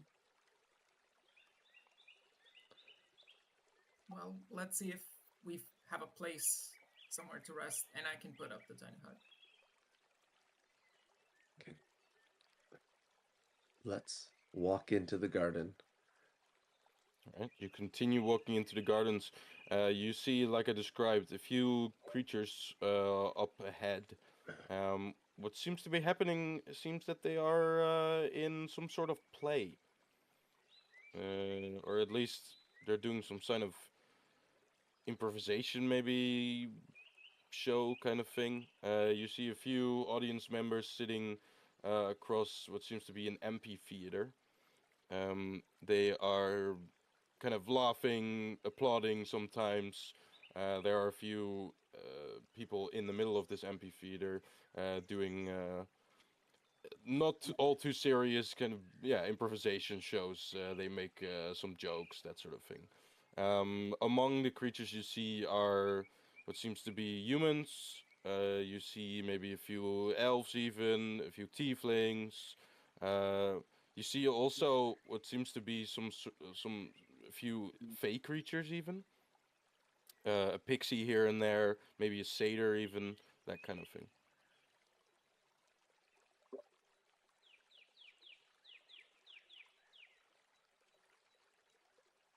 Well, are we looking for something specific, or just want to talk to people?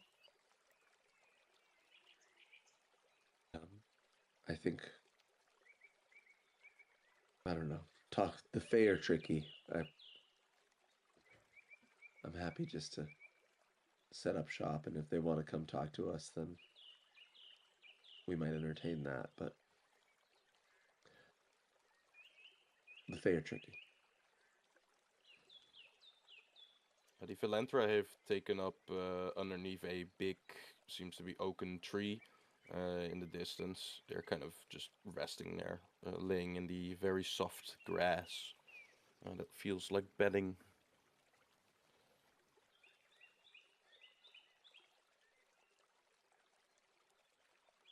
You guys are standing there with, at the moment, yourselves as well as Kotam, I believe. Yeah, that's, I think, the party you guys are with. Oh, and Falak, of course. I'll approach the satyr. All right. The satyr is in the audience at the moment. He seems to be wearing some sort of linen pants across his goat's lower body, his upper body being exposed, only decorated by what seems to be a rope that at the end of it has a flute, one of those pan flutes, like the satyrs like to use. He seems to be very entertained by the show that is being in front of him, displayed in front of him. But as you guys approach, he looks towards you, Luca, and says, "Welcome, friends. Welcome. Come and join. We're having some bit of fun. Nothing serious." Of course. Are you a musician yourself? I dabble a bit. I dabble. We satyrs take pride in our musical abilities, but I'm not the expert. Not the brightest bulb, you would say, I guess. Well, certainly in a place like this, it's hard to beat anything that it's offering. So I can understand Well, that. maybe yes, but the thing with this place is that nobody is judged here. Everyone can just be themselves, and we live in harmony here. It is really that great. You're welcome to stay as long as you want, but if you want to leave, you can, of course. There's plenty of places to explore in the gardens. The amphitheater is one of them, but yeah, plenty of places. If you want some food or drinks, I don't know how long you've been here, uh, just look around for it and you'll find it. This is the great thing about this place. Interesting. And are you? You seem quite familiar. How long have you been in a place like this? Ooh, well, since the day is always bright here, I don't know exactly how long, but if I had to guess, maybe a few days, I'd say. I came here from Avernus, took this exit, and ended up here.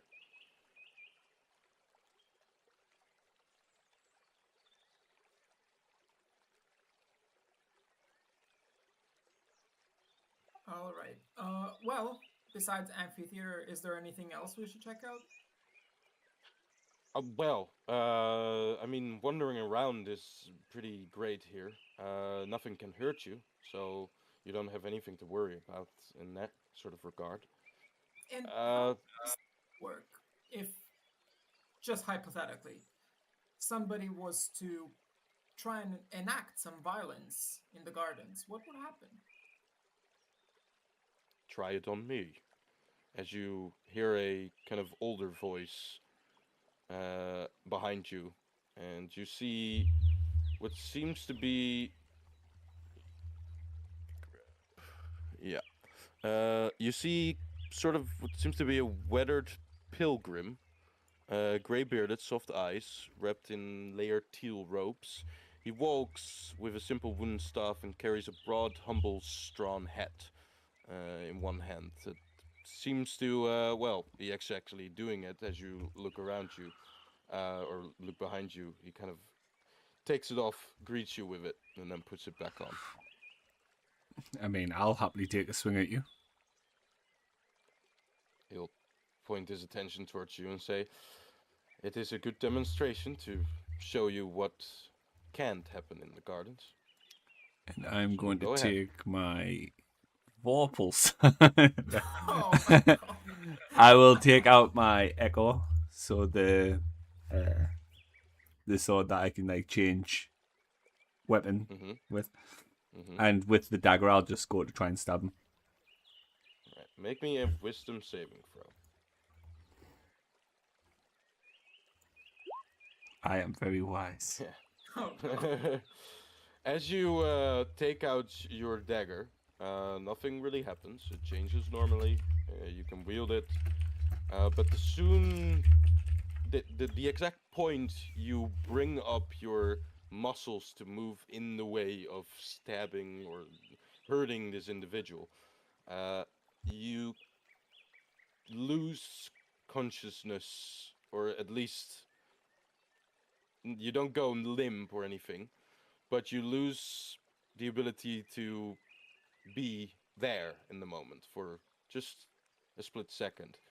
And you find yourself at, well, I'll describe what you guys see. You see him draw the dagger, begin to move towards the stranger, and as soon as he begins to lift up the dagger, he just puts it back in his belt.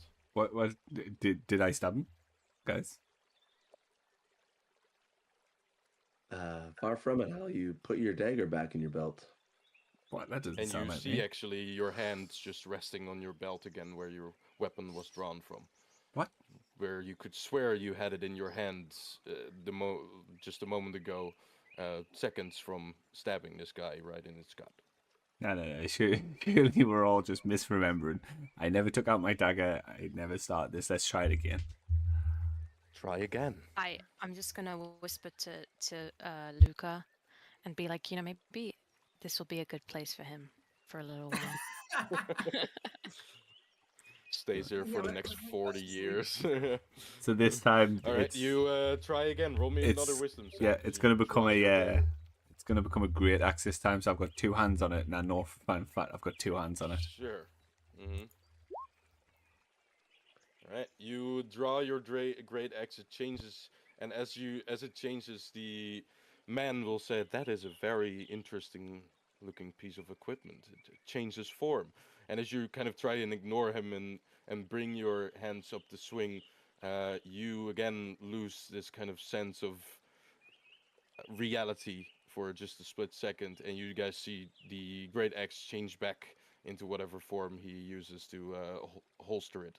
and just holster it back again. And you find both your hands now on the holster. The fuck? Wow, Al, you're really bad at this. Excuse you? Right, that's it. I'm going to pull out my 9 life stealer. All right. You pull out the 9 life stealer. Roll me a wisdom save. And as you do, you bring up the life stealer, but as the beginning of any thought of swinging against this ragged-looking man seems to be thought in existence, the moment you have it, you also realize now that you're again holstering the weapon. Ios is going to try to breathe force energy onto this guy to see if it's like everything, like what happens to him. Because All right. Do you warn me first? Or am I just... no, not on you. But I'm stood right next to the roll guy. Roll me a wisdom saving throw. Yes.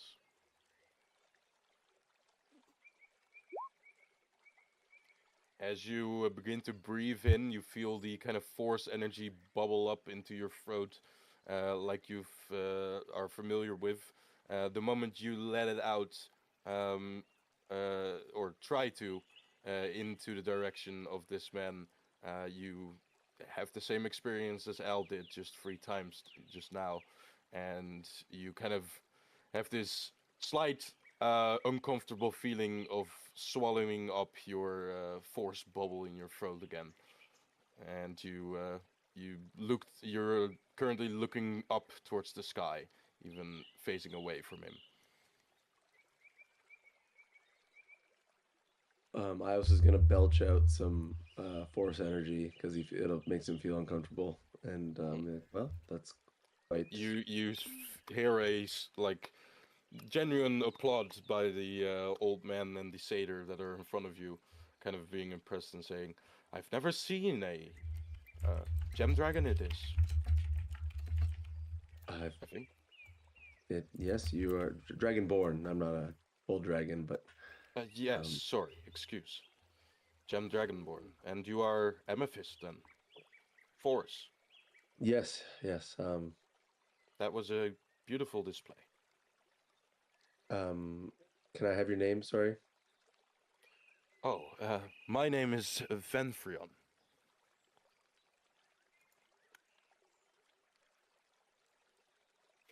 I'll be for. I would like to try and hit Al. Okay. He did say, "Can someone wiser try?" So I'm just gonna turn to him and try and whack him. Sure. Go ahead. And okay. And if I, oh, never mind. You grab your puff, as you do, and have so many times you lift it up, and you lose have the same kind of sensation, lose a little bit of consciousness there for just a moment, and you guys just see Dahlia lift up the staff high up in the air, then bring it down with a puff on the ground, and there springs up some spores from the staff itself that kind of disappear into the sunlight. Also, did you use your expiration on this? I rolled it, maybe. I don't know. Even You with could have the used your 20, bardic inspiration. even with the 27, you guys are still in the same situation here. What about indiscriminate violence? Like maybe it's an accident. Ios is gonna throw up Solus in the air, straight up in the air. You try to make me a wisdom saving throw. Yeah. You throw it up in the air. It makes a harmless loop around itself, and you catch it in your hand. All right. Well, shall we go to sleep? Dahlia just keeps on attacking Al. I'll wait for the natural 20 here. Go ahead. It's gonna take a little bit, but I like to think Dahlia's like in the bushes, like just keeps running out now, and 29. then Mhm. You don't have advantage. Well, no, I was going to cast Enhance Ability, but. Oh, okay. Yeah, you can. Just, yeah, go with advantage, sure. Damn, dude. Guys, Just roll a natural 20, man. is he like? It's an actual. Yeah, there you go. With a 30, you have the same result. Yeah, I was gonna say, is he just making us roll here for no apparent reason? Yeah. this is hell. This is hell for Well, us. it was fun to try anyway. I was just probably going like. Yeah. Well, You I'll perform say, a like a fully like what are the like performers called that do the cool tricks with the sticks and stuff in like a parade, that kind of thing. That's a talent I didn't know I had. So. I'll say it does remind me. Perhaps it's an effect similar to Private Sanctum, where it just outright bans like planar travel or certain creatures or stuff. So you don't even have to like make a save. It just you can't do certain things.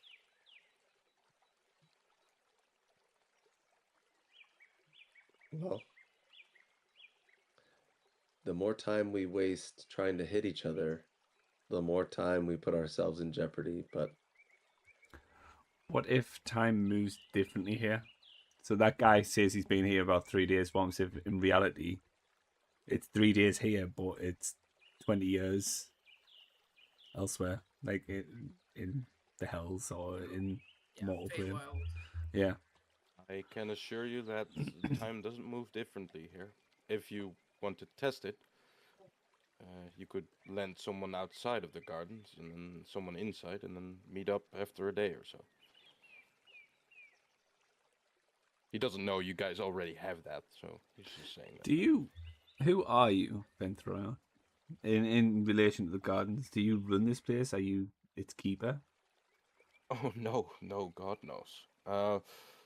I am Vanfriel. I am just a humble gardener inside the garden. I take care of the place if it needs anything.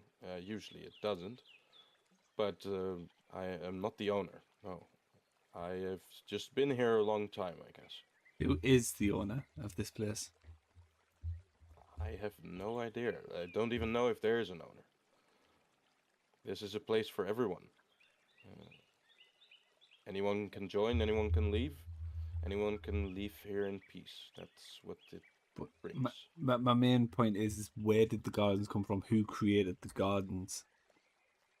Because to have a no place idea like either. this in hell is Yeah, all kinds of wrong. I get that, and that is a question many ask, but I'm sorry to say that I don't know. I've been here a long time, have not met anyone that claims to be the owner, and have not experienced anything bad or evil while within it.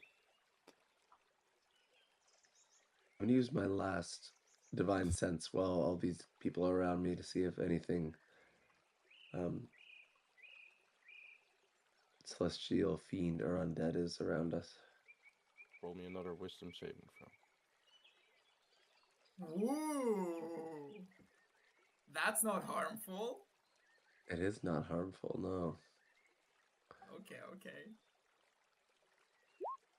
I mean, you can roll it, but yeah. You don't sense anything.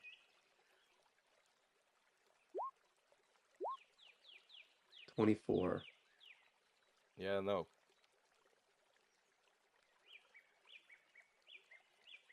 Well,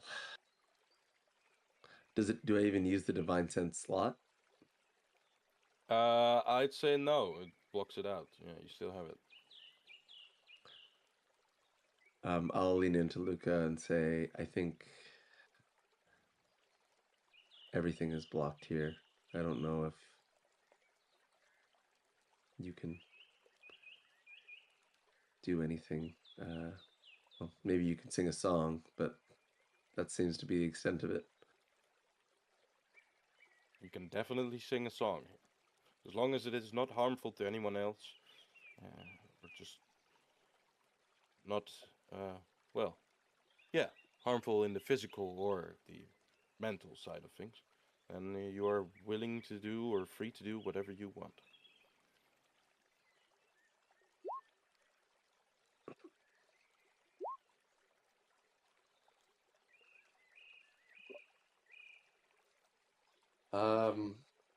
We are having dinner together with a few of us here. You are welcome to join us. It will be in a few hours, but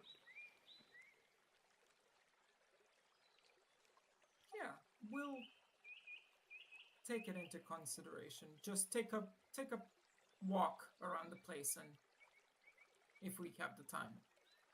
nobody will stop you. Go ahead. If you are in need of us or want to know some more, then we're here. I was on the last. Before we go for our walk to the Fey creatures, why are you in the Hells? Why are you in a? Why did you come to the Hells?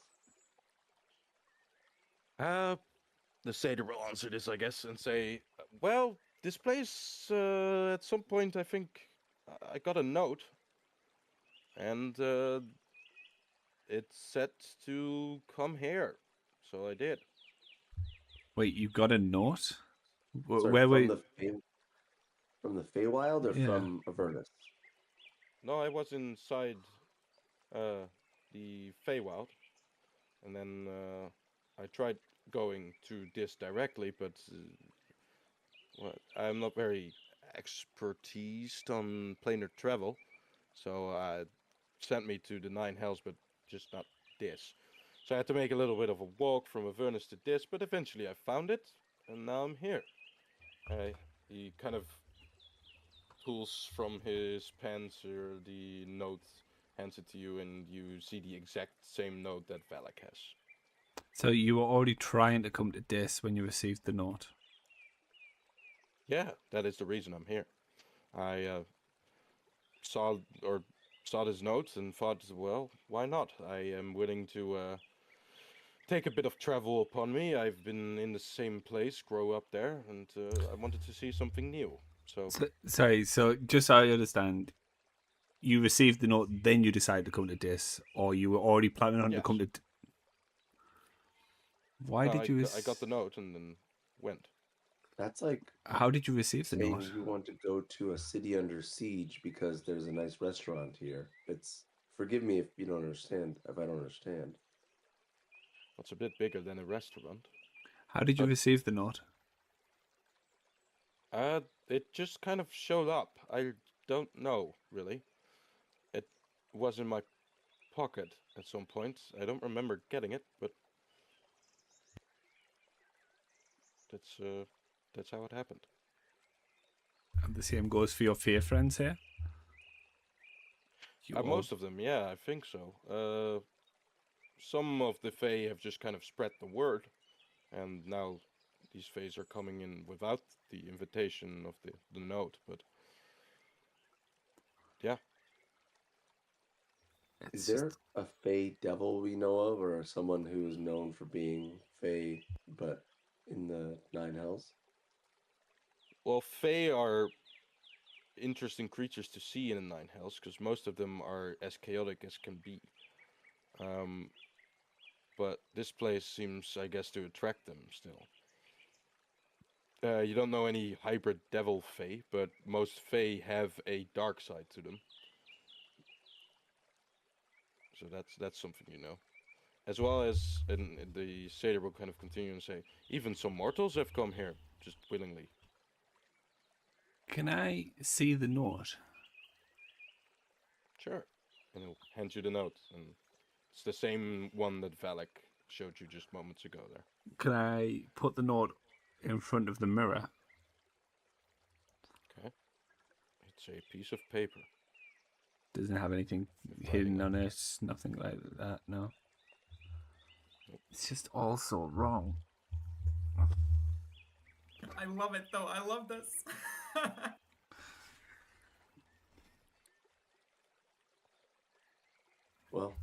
think we might be overthinking this, Al. I don't think you're going to find anything that seems off, because that's the whole point, is that they seem to have gone out of their way to make sure that this place is as convincing as possible. And I don't think we're going to figure out what's going on unless we stay here for a while, and I also don't think that's a good idea. So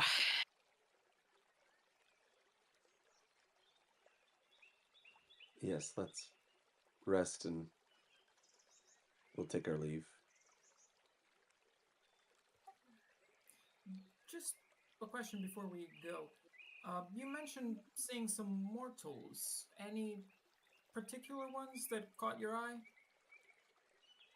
Are you asking the Satyr or Venfrion?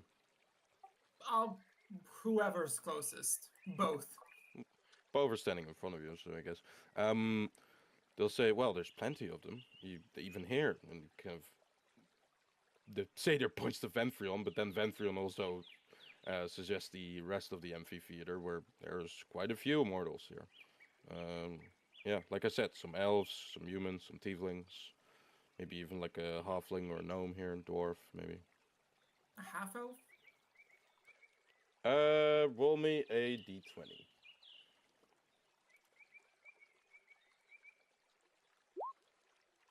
Yes. You see in the corner of your eye, being pointed towards by Venfrion, what seems to be middle age, kind of half elven middle age, I guess. Woman of about maybe 50 or something, in half elven age. She has what seems to be kind of brownish, reddish hair in a long ponytail. Very minimalistic looking dress on, sitting on one of the benches. Seems quite quiet, but she seems to have a smile on her face, enjoying the improvisation show that is going on right now. I don't recognize her, do I? No, you don't. Are you looking for some money in particular? Well, I suppose, but I guess they're not here. Well, if they are, then you'll find them soon enough. For some reason, anything you try and find in the gardens will show up in time.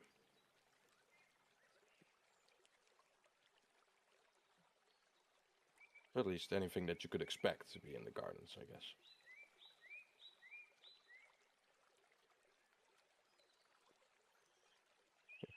No soul.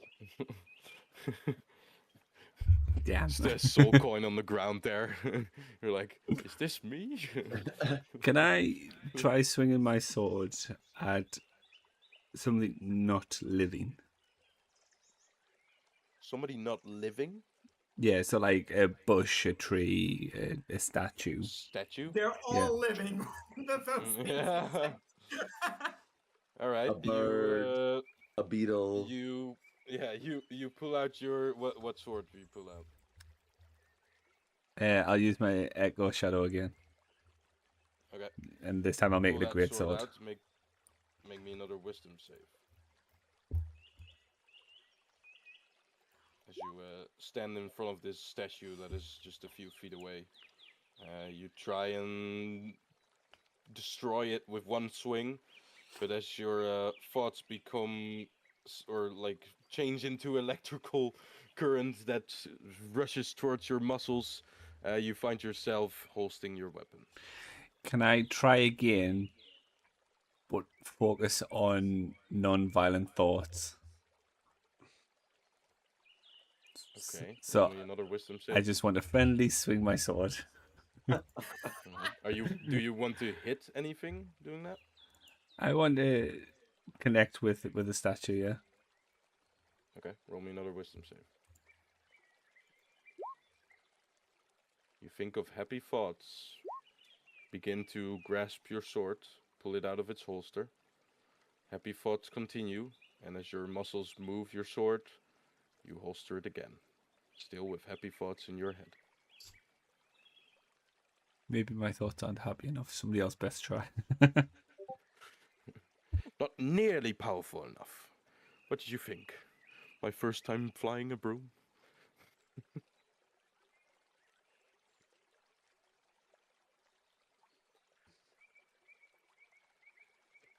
Alright, what do you guys want to do? Find somewhere to rest, kind I of think. The statue that you tried attacking, the kind of angel, I think, yeah, well, let's do this one, the one that you see on the left of the image. Kind of, the eyes stare directly into yours, kind of having this stare forward. Do I Can I give feel the middle anything? finger to Al? The middle finger? Yeah, can I give a lewd gesture to Al? Like, is it still something that... Roll me a wisdom save. Wow. Can Al even exist in a place like this? Yeah. My last funny. I have no soul. You have so far. You lift your hand, and as you do, you lose your sense of reality for a little bit, and Al, you see Ios holding a thumbs up towards you. Thanks, buddy. Well, I don't feel Dahlia's like... just gonna try and curse him out. Roll me a wisdom save. Why is the party all like turning on me here? We really like statues. You try and curse Al out, and as the words come out, Al, you hear just all kinds of compliments coming from Dahlia. Okay, now I know this place is fucked up. It's maybe not a long string of compliments, but there are some. I was gonna wither like Voldemort underneath that train bench. Yeah. When Dahlia had to There's give a beautiful bench there right in front of you guys. when Dahlia had to give me compliments was like a blood vessel just popping on her neck. You're very nice, Al. I guess technically nothing would happen, but this is just kind of funny. So I guess you wouldn't say anything. Technically. Now I'm trying to think of how we can get into a loop that breaks the game. Yes. Yeah, go ahead and try. Okay. Do we look? I guess. Do we look around, or do you just want to set up camp at the shore, like close to the shore? I want to get the fuck out of here as quickly as possible. Camp it is. Does anyone else stay here, or do you guys want to go to the shore? We could try the technique of one of us stays on the outside and then comes back in after we rested to see if anything has changed. Dibs on the outside. Same here. Kotem raises his hands. Oh no. Okay, I'll go into the tiny hut.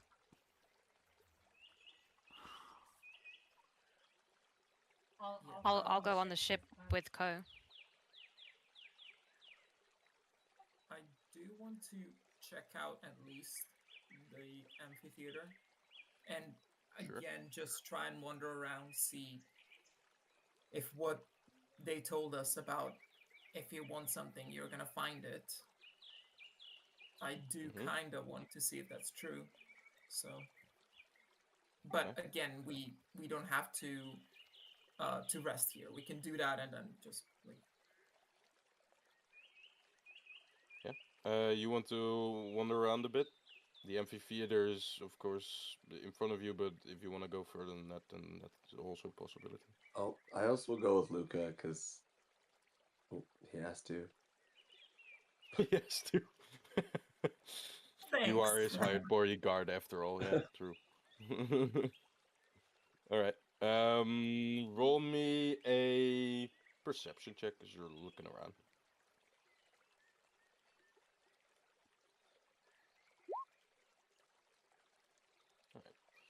You first go to the amphitheater, sit there a little bit, look around the people, trying to recognize anyone. Maybe search for your mother. At least I think that's what you're trying to do here. You don't find her, but you will say that you don't really want to admit it, maybe because of this whole place. But it is a pretty funny performance that these guys are given, and you are a bit amused. You decide to though continue at some point. Ayos is coming with you, but is anyone else coming with you? Are you guys staying here? What is the deal?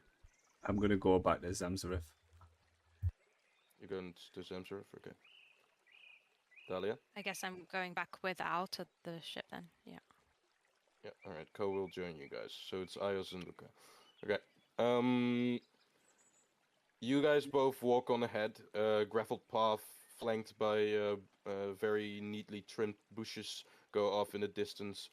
Different kinds of, I'll just say, out of above table Greek-inspired kind of architecture scattered across the landscape. You find yourself walking between the columns, kind of talking to each other, trying to see what's up. You see maybe banquet halls with people dining. You see kind of playpens for like the animals that are here, some farm animals. You might even spot the owlbear in the kind of tree line there in the distance. You see different kinds of things, all delightful, all very positive. No violence here, nothing of that sorts. At some point, I will need you both to roll me a D100.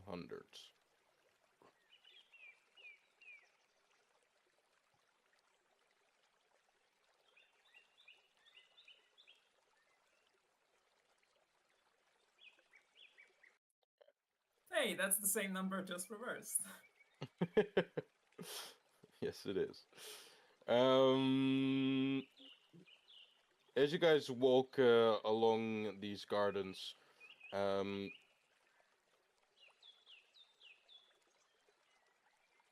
it is a strange phenomenon, but in time, while discovering, you. It's gonna be Luca that realizes this first, I guess. Luca, you will kind of walk around with Ayas, and as you do, and having a great time, you turn around and you see that Ayas has disappeared. I fucking knew it. I fucking knew it. In the time that this happens, I will say that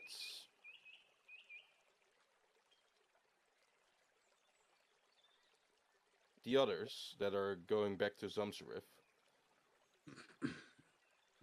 will wait for maybe an hour or so. And after an hour or two, begin to wonder where these guys are, like, where they are. Because it's been made 2 hours now. And no matter what you do, either wait here or search for them in the gardens yourself. That is up to you. But Luca, you will return after 35 hours have gone by. And Ios will do the same, but after 53. Okay, well, Holy. I mean, after 8 hours, I mean 4 hours for Al, I would have walked back in to try and find them, because after a long rest, I would go in to see what the time frame was. All right. Could you roll me a D100 then? Oh god. Real quick before I do that, can I try and manifest the contract in my hand? Do I still have? Yeah, you is can. the contract still? Yep. Whilst it's in my hand, can I try and like focus and speak to whoever created the contract?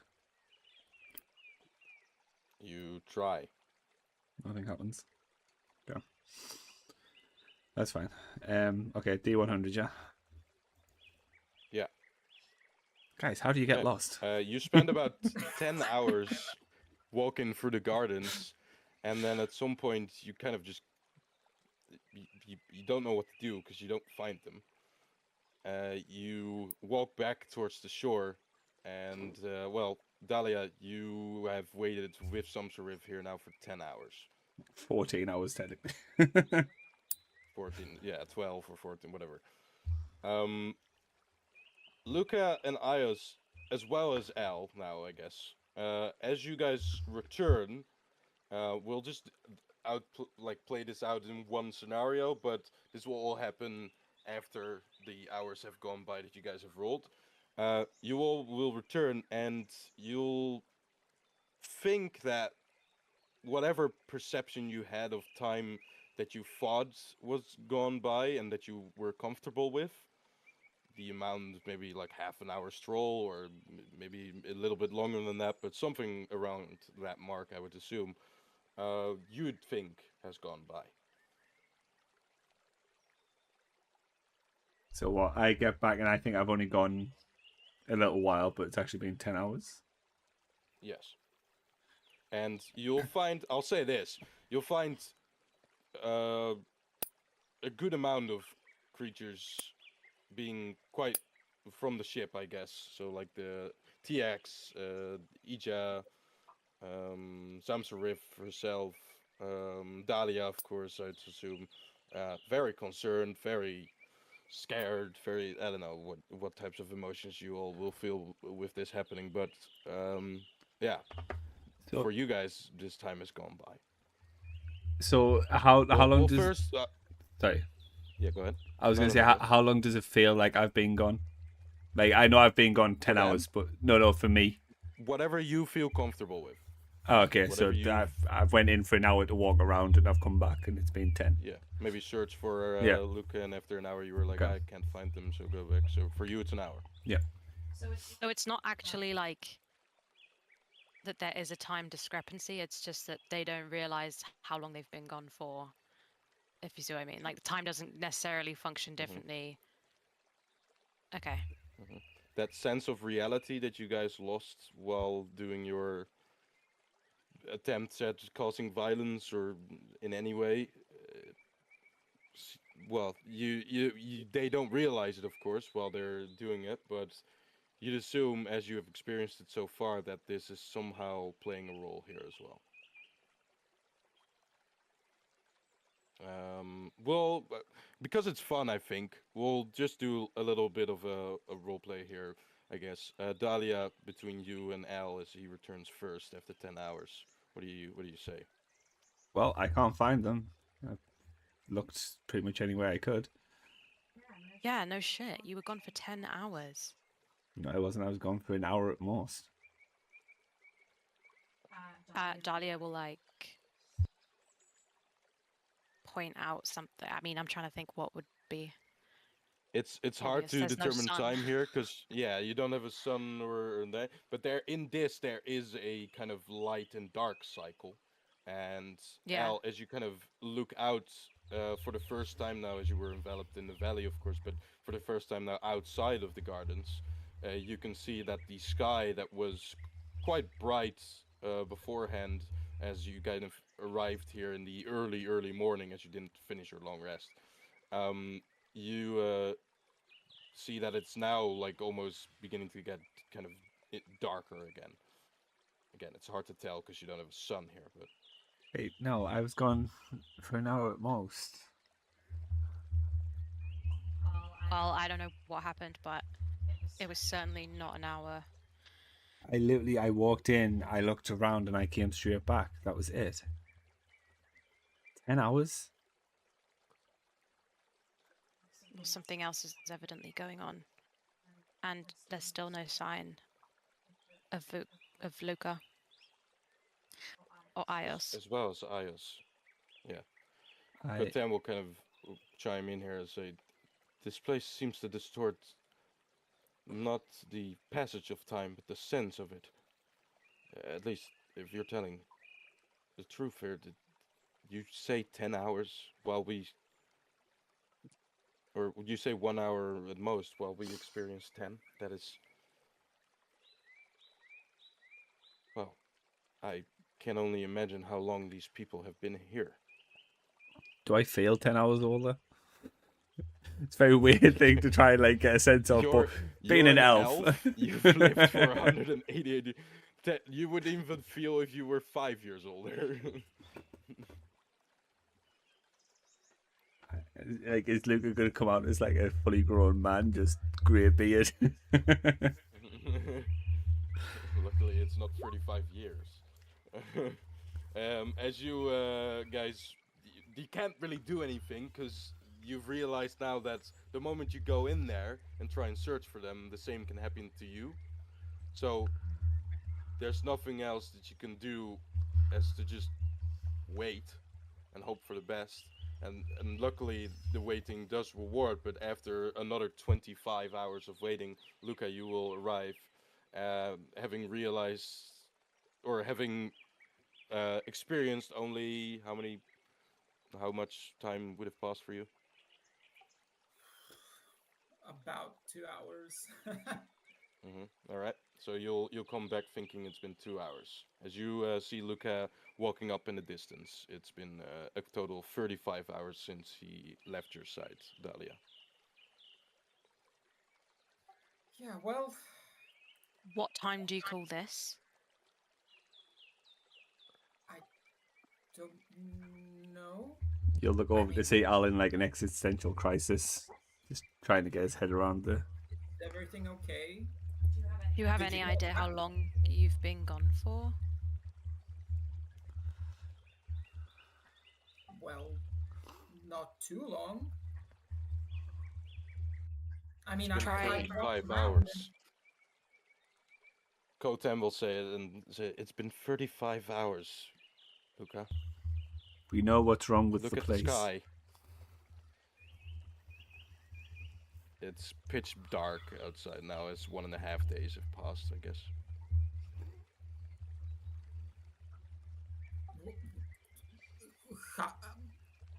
There's no way. I just went in. We walked past the amphitheater, and I came back. Time works differently in the garden, it seems. No, it For doesn't. those of us in the It's just the garden. realization of it. Can't you remember anything from the last 35 hours? It can't have been 2 hours.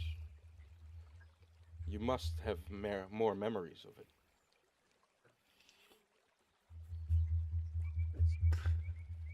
No, I didn't even find anything I was looking for. So, or Wait, at least I where's think I didn't. where's Ios? Well, Um, he just went in make me around the corner. make me a just investigation check, Luca. Nope. Yeah, you don't find anything. Yeah. I'll say this because you guys have a good passive perception. Dali has as well as L, I think.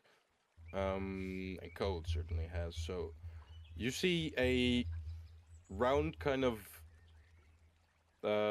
form in the pocket of the pants that Luca is wearing.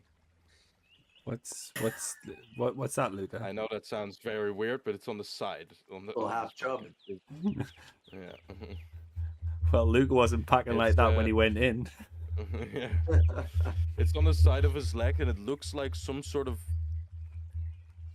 Well, I guess there's no tennis balls in D&D, but size of a tennis ball. Al's just gonna walk up and pull it out of his pocket. You're not helping Alright. your case. Yeah, well, I'll show you what you find here, I guess. Don't mind me, Luke. You're just gonna Um, grab this. That is my Whoa. penis. That's all- This is the man who touched me in my penis. Mhm. What is my crime? Enjoying a Chinese meal? A succulent Chinese meal? I'll describe what you see because I can't show you for yet because well that will ban us on Twitch. No, never mind. A soul shell seems to be in your hand. I guess I just call it with the name. A hardened husk or orb formed when with, with something of a blue hue to it. It seems to be that blue kind of or white wisping smoke surrounds the inside of it, and it's yeah about the size of a 10 as well. I guess I'll. Where did you I get guess this, you Luca? can do some sorts of assault in the garden.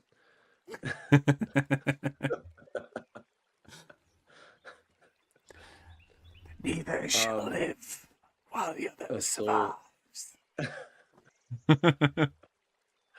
This is in your pocket. Okay. What Do is I this? remember picking that up? No. I don't even know how did it get there. I don't know what it is. Did I come out of the gardens with that? Now that I've seen like Luke whilst he's asking that question, I'm going to just quickly pat myself down. Do I find anything on me? Make me an investigation check. Should I help him and look at him as well? Sure, make me another investigation check.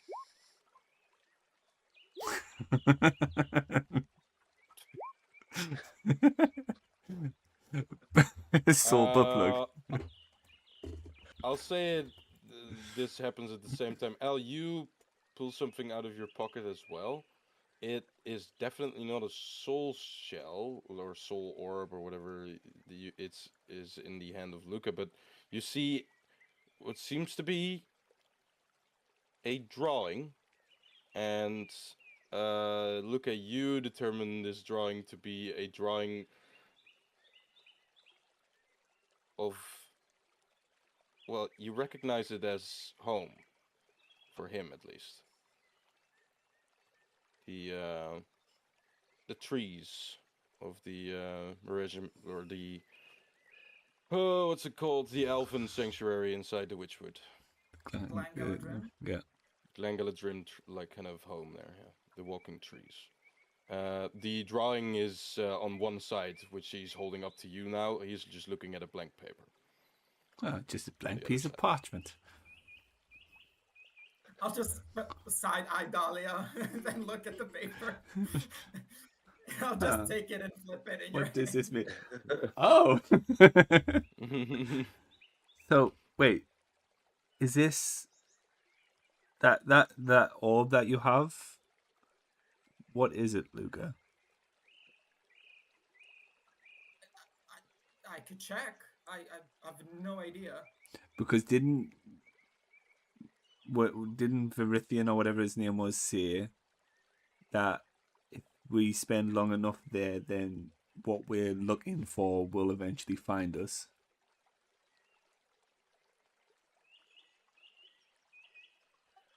Luca just sits down and immediately begins casting Identify. Okay, I'll just reveal what you have in your hand then.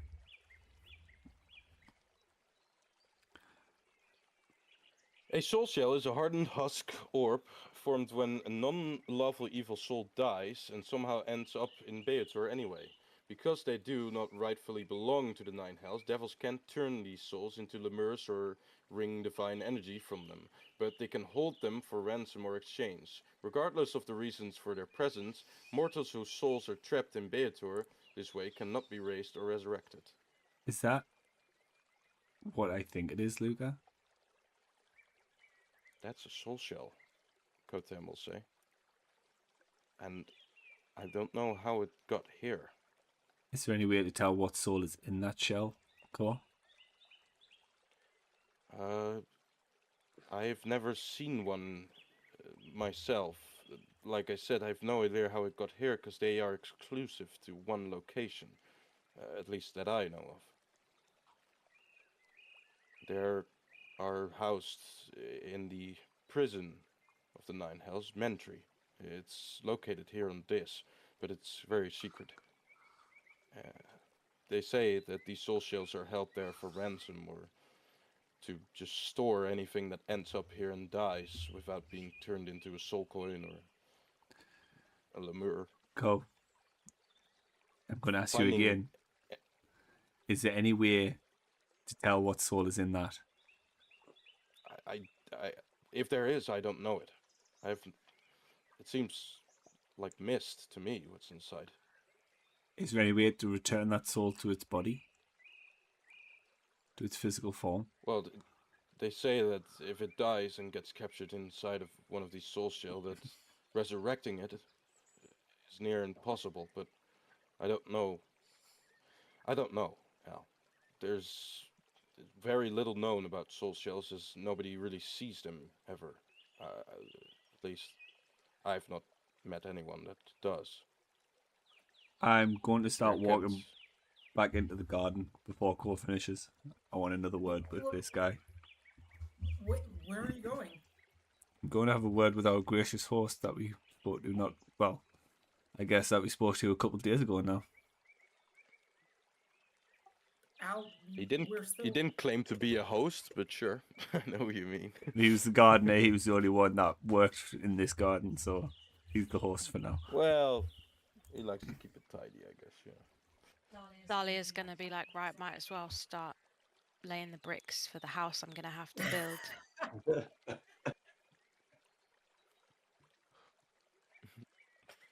All right. You walk back into the garden. You guys see Al kind of walk towards the amphitheater again. You guys follow? No, just if you see Ios anywhere, just get him out. I know he won't understand, but I just will. try and pull him out. You guys rolled relatively low numbers. Yeah. So yeah, Alright. You walk towards the amphitheater, and you see kind of the same. Well, not the exact same, but a good amount of the same kind of creatures there, including Venfrion. They are currently, I think, setting up some sort of performance that is going to be given in the amphitheater, but it's not currently going on. I'll walk up to Venfrion. Venfrion. Yeah, Venfrion at this time might be maybe directing a few people to like set up some decoration of some sort. He's busy at the moment, but as you walk up, he kind of notices you in the corner of his eye and says, "Ah, you're back. Welcome." You lied to us, Venfrion. Oh, what do you mean? What? You Did I said say anything? if you said what do we you mean? positioned one person on the outside of the garden and another one on the inside, that time wouldn't move differently to one another. Well, it doesn't usually. So then tell me why, for me, it felt like 2 hours, but for everyone on the outside of the garden, it was 10. Tell me why for my friend, it felt like 2 hours, but for all of us on the outside, it was 35. Well, the passage of time shouldn't be any different. I just assumed that you guys were having a good time. Are you even aware as to what's going on here? Are you actually, awake to what this place is? It is a safe place in the torments of hell, it seems. It is far from safe. I can assure you that now. What do you know about soul shells? Soul shells. I know of soul coins, although I'm not the expert, but soul shells, not heard of that. Does anybody here know about soul shells? And I would like to Do you speak shout up. that out? Yeah. Okay. kind of people will look up and with questioning faces look towards you. Vanfrion will say, "They are busy with something. I don't think they know. You could ask around, I guess." But Can I try and grab him by no. the scruff of the neck? Roll me a wisdom saving throw. Fuck's sakes. As you reach to grab him by the scruff of his neck, you kind of just wake up to you kind of friendly brushing off some dust from his shoulder there. I swear I'm going to burn this place to the ground. If you wouldn't be able to. Oh, I'll find a way. I'll find a way. Oh, if I have to drop a nuke on it from 500 miles away, that's what I'll fucking do. What do you want to do as Fanfrion kind of kindly looks you in the eyes?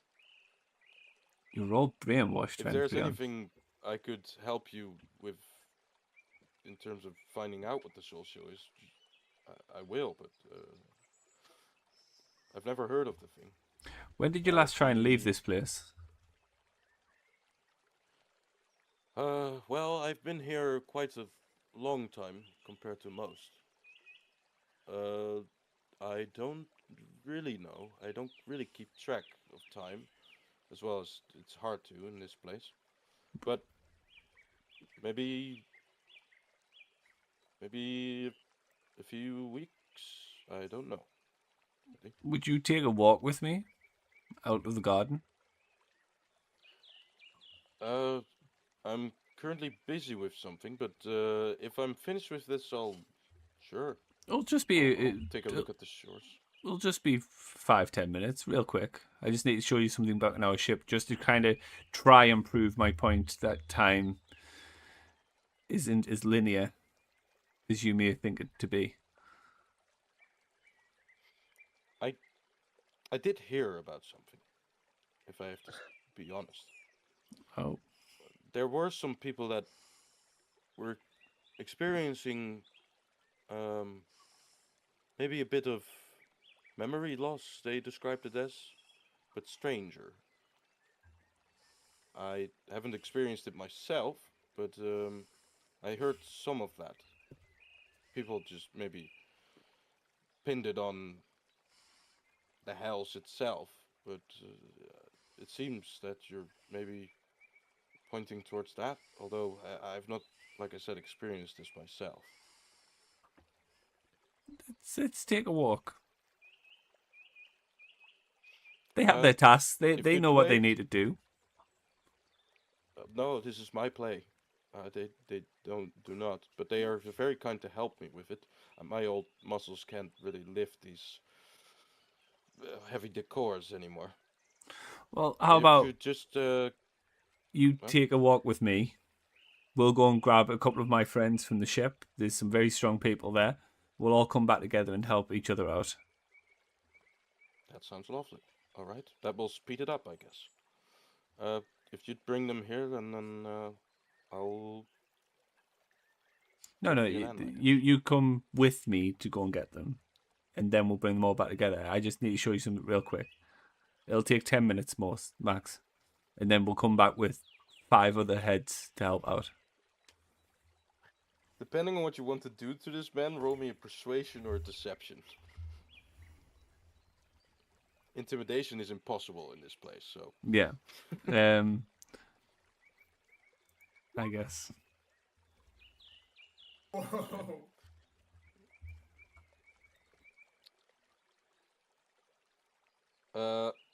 He'll say, all right, if you insist on it. Take a break, people. We'll be right back. 10 minutes, you said? Yeah, 10 minutes. Take 10. And the people will kind of look up towards Vanfrion and say, all right. I just want to remind you that we have dinner, Vanfrion. And say, yes, all right. You guys did miss that. Where were you? We invited you for dinner. Yeah. Memory loss. I see. All right. Well, I'll walk with you as he walks towards the rest. You guys are currently still in the garden on the edge there, but yeah. So it's not like a Ready. case of several hours have passed, we've had our memories wiped, whatever. No, okay. No, the I'd assume this took maybe like walking there and maybe like 15 minutes or so. You'll return in 15 minutes towards the others. Yeah. Once he's outside the garden. Well, you guys are still inside the garden because you guys gathered at some surface spot, which is just inside the gardens. But yeah, well, I wanted to convince him to walk out of the garden. It was my main to thing. the ship, Yeah, right? to the ship. Yeah. Okay, sure. He'll go with you towards the ship. As you guys step out and it transitions into the sand, the kind of soft white sand feels nice under your feet. And he says to your two, as you guys walk up, he says, "I haven't been here for a while, but it's nice to feel the sand underneath my feet. Most of the places in the gardens are, of course, grass or tiles." Luca, Dahlia, is there anything you can do to try and restore this guy's memory? It's been 84 years. Oh my god! Almost done. I guess. To remind you guys still haven't gotten a long rest. Yep. None of you have actually. Even Luca doesn't. I feel as though he's threatening us here. Don't do anything to this character, otherwise shit's about to hit the fan. I can do a restoration. What I'm saying is that on him. what I'm mainly saying is that spending those 35 hours in the gardens, which I mean, you'd expect would suffice for a long rest, haven't done. Well, that. Luca hasn't had a long You feel rest. well rested and you feel fine, but yeah. Luca hasn't had a long rest, but surely it only takes me half the amount of time. And I wanted that long rest before I went to find Luca, right? Then everyone else was resting whilst I went in. It's only Luke and Ios who technically wouldn't have had a long rest. For like 2 days, so I feel like I would have rested. Yeah, I guess you would have had a long rest, but the ones that were inside there for a long time haven't. So yeah, so Luca. Okay. Well. 25 hours for me getting out to Luca returning, surely. Oh, for Christ's sake. Yeah, that's fair. Yeah. That's fair. Okay. But yes, can Luca or Dahlia or even Core, anybody with magical capabilities, do something to try and rectify this guy's mind, to open his eyes to see what is going on with this place? Do you want to communicate this towards him, or are you just gonna do it? I'm telling them. I'm speaking out right now that we're outside the garden. Okay. I haven't experienced this memory loss myself, Val. Well, how would you remember if you had? He kind of thinks a bit and says, "That is a good point." But wait, well, yeah. actually, before we do this, can I ask him? Do you remember? I know we're not talking in dates necessarily, but any significant occurrence that happened when you first entered, like a specific time, a specific death, something that happened that would mark roughly when you got here. Who was the Archduke of Avernus? The Archduke of Avernus. I am not the expert in the house, but I think the name of the devil was Bel. Okay. And you're aware that Bel is dead? No, I don't keep up with the news of the hells. Right. Yeah, it's been years since since Zariel ventured into Avernus.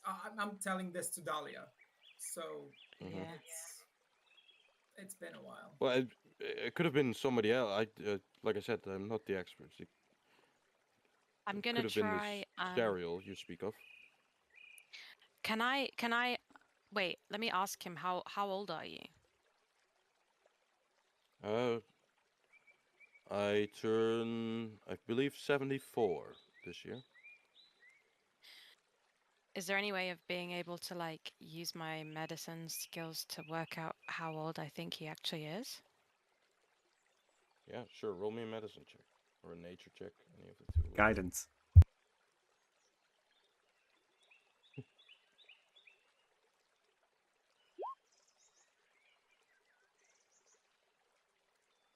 $24.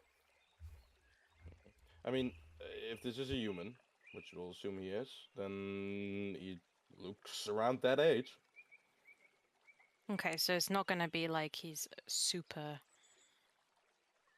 off of what he's thinking. The only other thing I could try is like greater restoration, like if he's been charmed or if there's anything going on. We could try that. Do it. Well, I'll say I don't think it's charm, but it could be a curse. Okay. Did Ios return? These are very. I know this place is hard to trust, but these are very severe things you all are theorizing. Just let us test our theory, please. All right, Oh my I God, will it's be not happy to help with anything that will make you appeased. We only did it once. She's like, be better, be better, be better, be better. I was like, it's not working. And then it all came at once. Fucking get better. Remember. You cast Greater Restoration on this guy. He seems the kind of magic flowing through him, making him feel quite like healing whatever could have been healed, or any charmed or petrified or whatever. He kind of shivers a little bit and says, "Wow, that reminded me of the gardens, actually. But I don't remember anything that I didn't remember just moments ago." Can I pat him down to see if he's got anything on his person? I'm essentially mugging him now. Yeah, we're inside the gardens, so yeah, I guess you can. I just want to see if I find something like the parchment. Yeah, okay, very handsy, very okay. I'll work with you here, just out of sake of, making you feel okay, I guess. As he kind of lifts his hands. I can assure you, I'm not carrying any weapons, if that's what you're searching for. Fuck. Yeah, you don't find anything of particular note. What is this rod you have here? I guess the you don't find anything of particular note would be the one thing that you do find. You do find the note. Is it the note? Oh. The same note. Yeah, the same note that Valak and... I thought you said you had no weapons on you. What is this? That's a piece of paper. I mean, I'm no wizard. I know that can be used in many ways, but...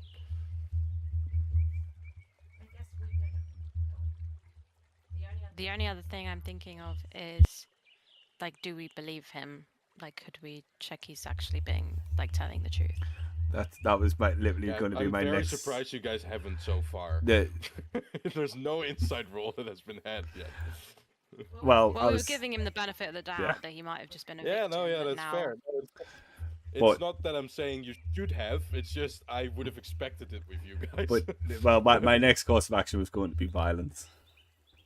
Oh, of course. Well, before we resort to violence. Yes, no violence, please.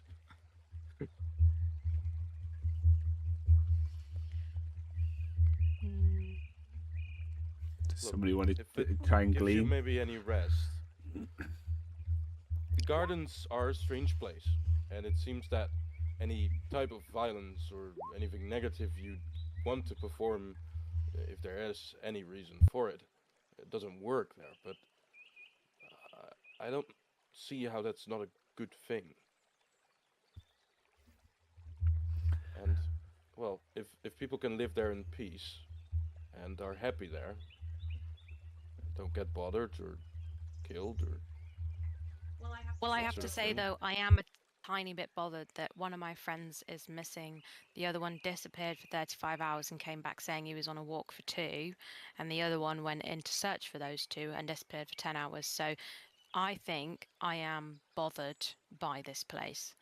I don't know about everybody else, but That is a good point. Again, you make some good points, Tiefling. But there, well, at least to my knowledge and my experience, there's been no occasion where anyone that at some point left our sites didn't return.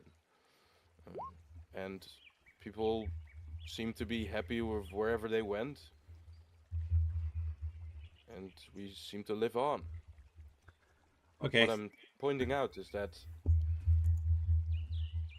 anyone that comes into the gardens and stays there is happy.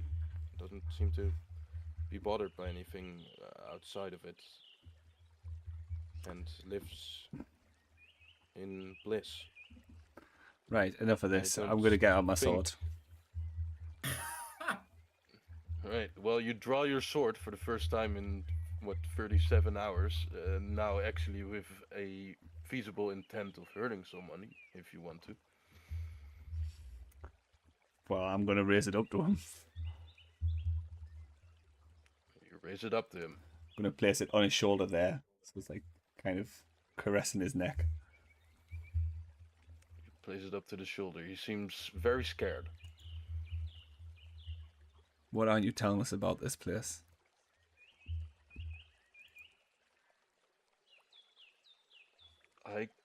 This is all I know. I don't know what I need to tell you. You've been here 2 weeks, you see, which, by the way, has been a hell of a lot longer than 2 weeks because Bell got dethroned many, many years ago. I don't know if Bell was at the. I'm not the expert of here. I don't come from here. I've just heard the name Bell at some point, being from Avernus. He might have not been. I don't know. wait, so Please, where could are you you lower from? Where is he from? I'm from the material plane, just like most of you, I'd assume. What was the year Okay. of the Dale reckoning? When I came here, Yes. well, the same as now, I guess. Which is 1335. oh boy. Yeah. So Man, this guy's older than me. yeah.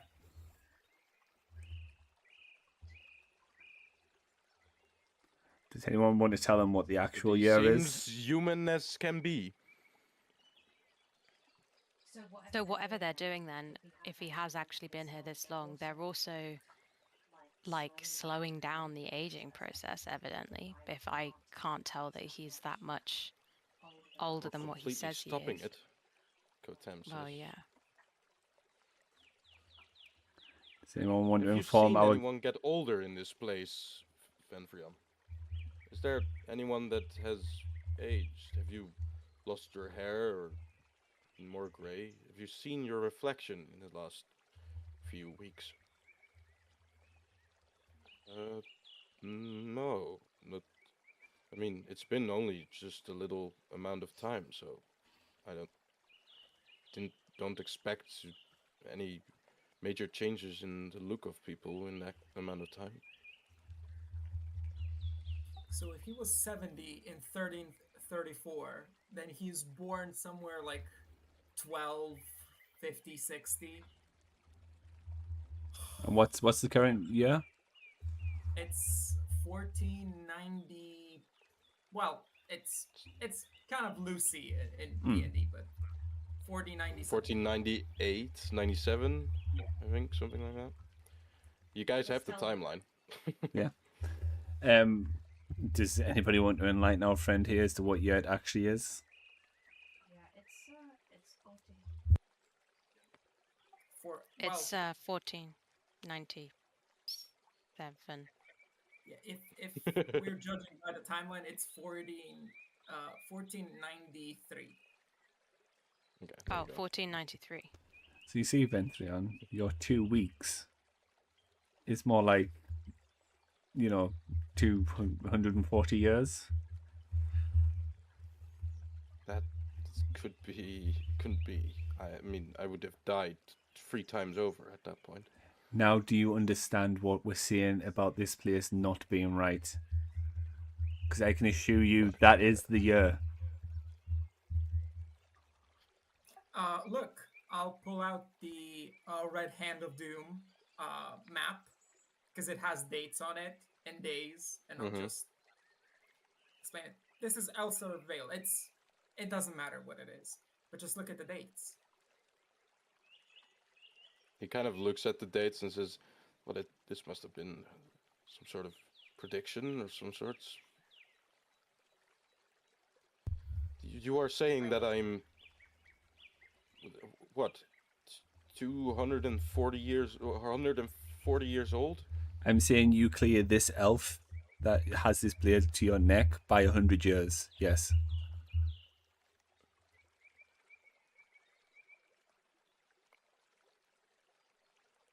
I don't know. I don't know what to. And you see him clearly distraught, not only by the blade still on his neck. Yeah, I'm going to remove the now by blade the now. realization. Now that I realize that Okay. he's not hiding anything from us. It's not your fault. I know it's. I can't imagine what it will be to take in, but you have to. My son is my family. They probably My had home. family of their own. You probably got great grandchildren out there. They must. They're gone too. The family that you know, unfortunately, yes.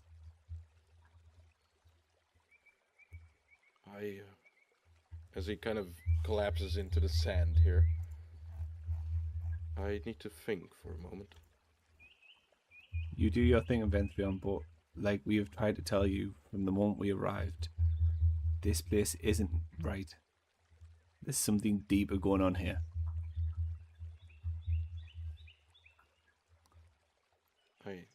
Yes, as he seems kind of just deep in thought.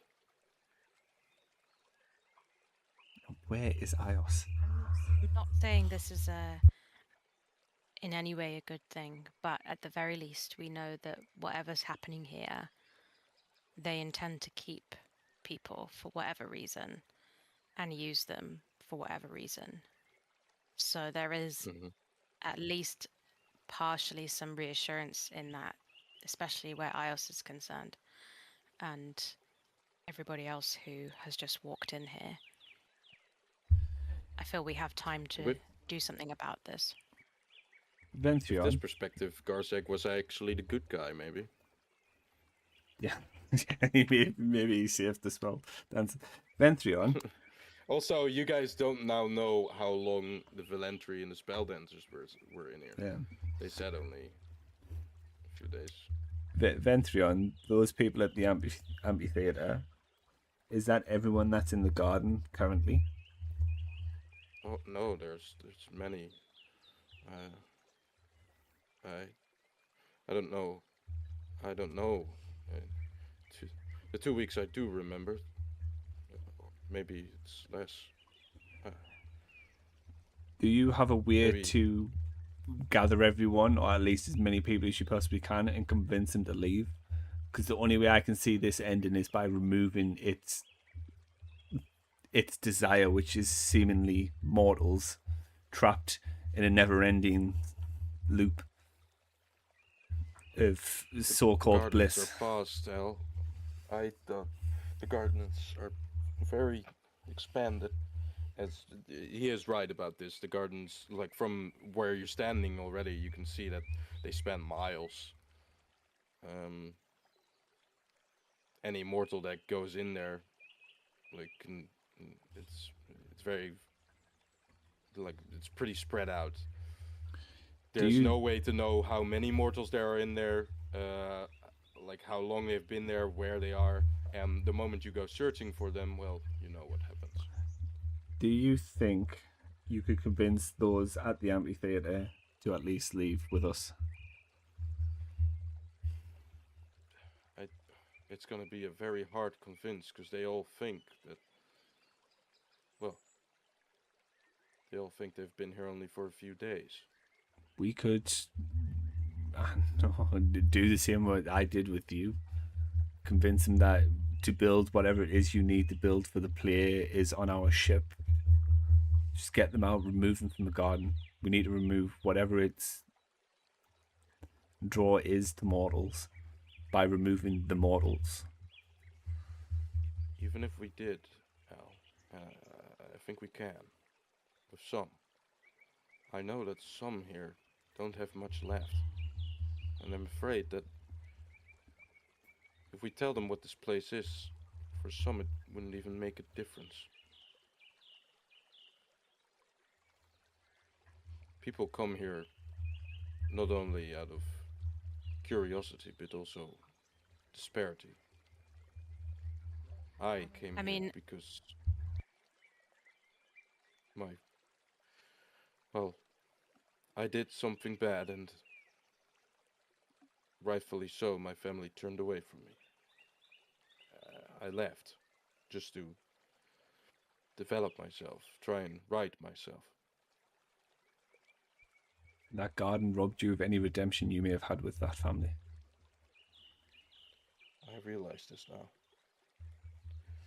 But for some people, that's not a reason to, like, be vengeful. For some people, that's a reason to give up. So that's like, if we tell all these people that they've actually been gone for a really long time and the lives that they knew no longer they might just exist. Go back in.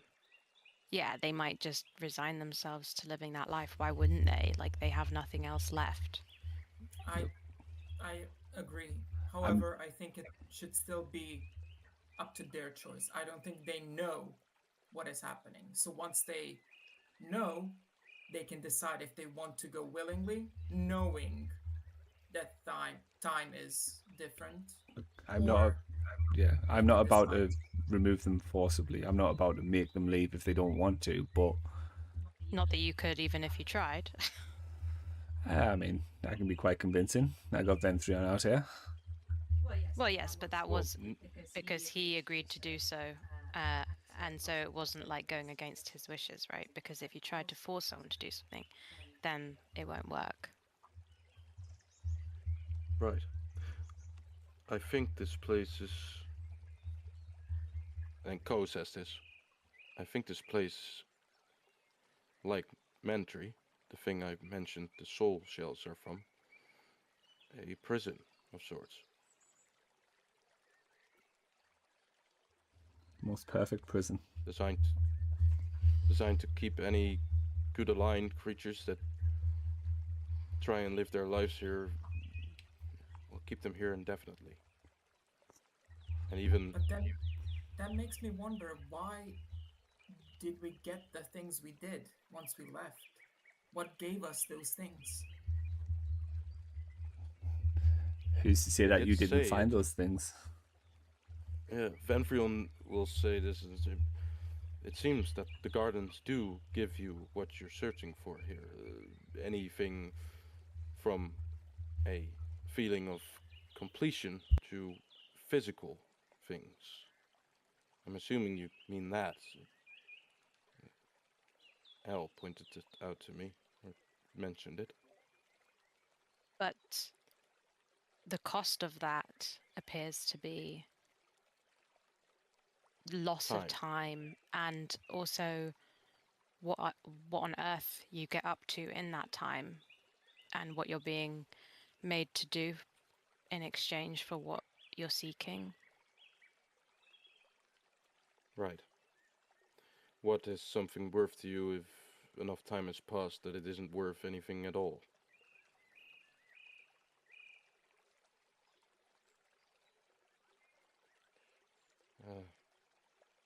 At least we can hope that some of the people in there are still recently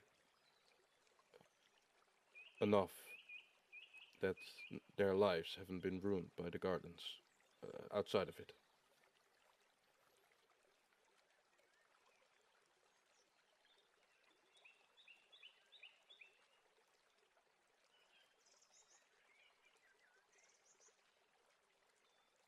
You guys can speak. You don't have to... It's just while like dialogue's going up, we just. I was quiet. Go ahead. Well, I'm really hoping that Ios finds his way back soon. What if he's gone forever?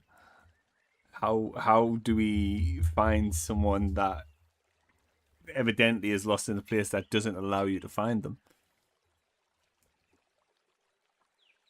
It is ironic that some things are seeming to magically appear in front of you here, like whatever that drawing means and that orb, but then other things disappear, other people, forever.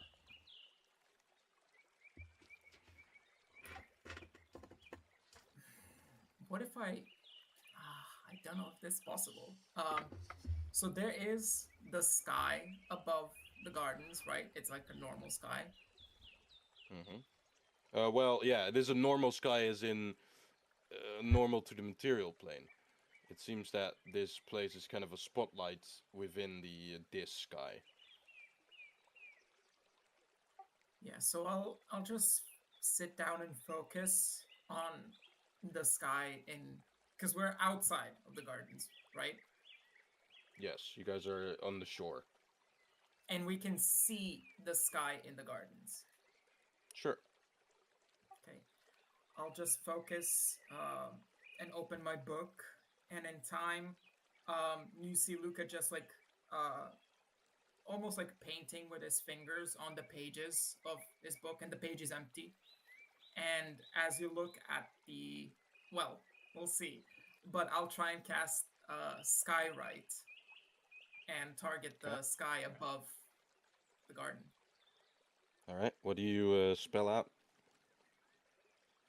I can do 25 words, but I think I'll just do like Ios, get out, and just like an arrow to the direction where to leave. And Sure. like write myself. Like the ministry Luca. has fallen. All right. We'll cut with that towards Ios here. Ios, you've been walking around for maybe 45 minutes. At least you perceive it to be 45 minutes. You've lost sight of Luca, but you're sure that when you go back to the M3 theater, you'll meet him there somewhere. And you've now kind of just wondered a bit, thought about where you guys are, what you guys have experienced so far. When you at some point see something on the ground, it's what seems to be a grave.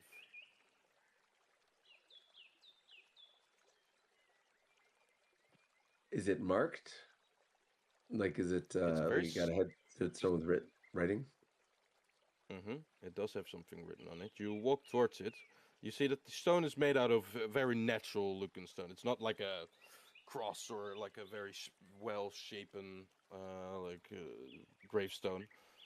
But there is some writing on it, and it's clearly marked as a grave because the ground in front of it has been well maintained and is like neatly organized and that sort of thing. Maybe some stones around it, like smaller stones to mark the spot. You walk towards it, and you see the writing on it, written in Elven. I don't know if you can read that. Quick, use the sentence sword. I'll translate. I don't believe Ios can. I have... yeah. Draconic, Common, Telepathy, and Thieves can't. Okay. As you try to read it, you can't, but you do see something or feel something that draws your attention. You feel a slight buzzing in the holster of your sword. I'll pull out my sword. As you pull it out, the glow of Solace seems to be a little bit brighter. The amethyst blade being kind of with a purple glow that seems to emit it a bit. I'll bring it even closer to the headstone. As you bring it closer to the headstone, you bring it closer to your face as you may be crouching down, and you see the reflection of an eye inside the blade. And you recognize this eye as the Eye of Eldenser. And you hear, for a moment, his voice inside your head. And it says, Yender Sunstar.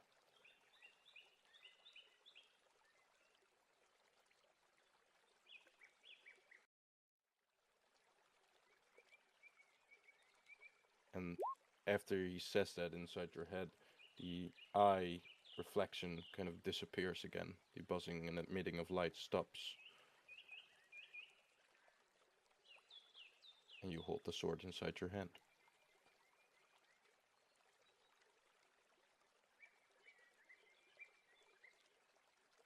I don't know if Ios is one to desecrate a grave, but to believe, like, for himself, I think he has to...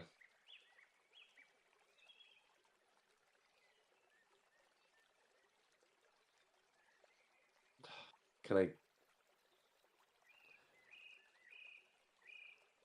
We saw him die. I've killed this man 3 times. Or 2 times. I need to check for sure. I need to see if it's like if this is, so I also start digging. Okay. You start digging. Technically, I guess this isn't a creature you can hurt anymore, so you'll not have to roll any wisdom saving throw. After a little bit, the digging comes up to, well, I mean, it's a wooden sarcophagus, or stone actually. And I'll open it.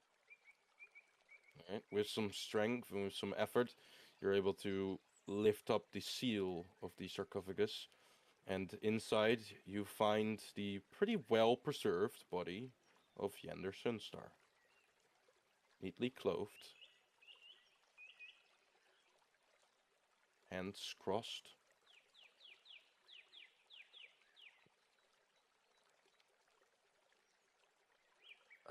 Right.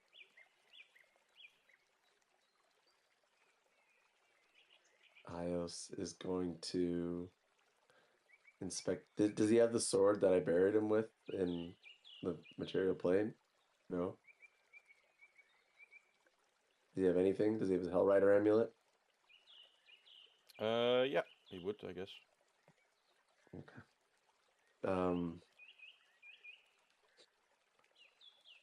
Ios is going to pick up the body and carry it for the remainder of his walk. All right, you're gonna pick up the body. He'll cover it with like whatever he has that. He has clothes on. No, I mean like his head and face, and like just sort of like Oh, okay. yeah, like his. I don't know. Sure. Right. You lift up the body. As you lift up the body and kind of pry yourself up, you can't seem to this or can't seem to deny the sign of something very strange up in the sky. As you look up, you see in the clouds of this garden, you see the words, "Hey, Ios, hope you're doing well." Ios smiles, nods. No, Ios is smarter than this. He's smart. He has to be smarter than this. I refuse to believe I'll he's say, not smarter than this. I have 25 words, right? I have 25 words. All right, I'll say, "Hey, 10, I Ios, think. hope you're doing well. I'm taking a little bit longer on stroll. Be at the amphitheater when you I arrive." drop concentration. Sure, you see the. No, I'm Uh, kidding. I'm kidding. I'm kidding. well, yeah, no, you can. Whatever. That's what you see in the sky.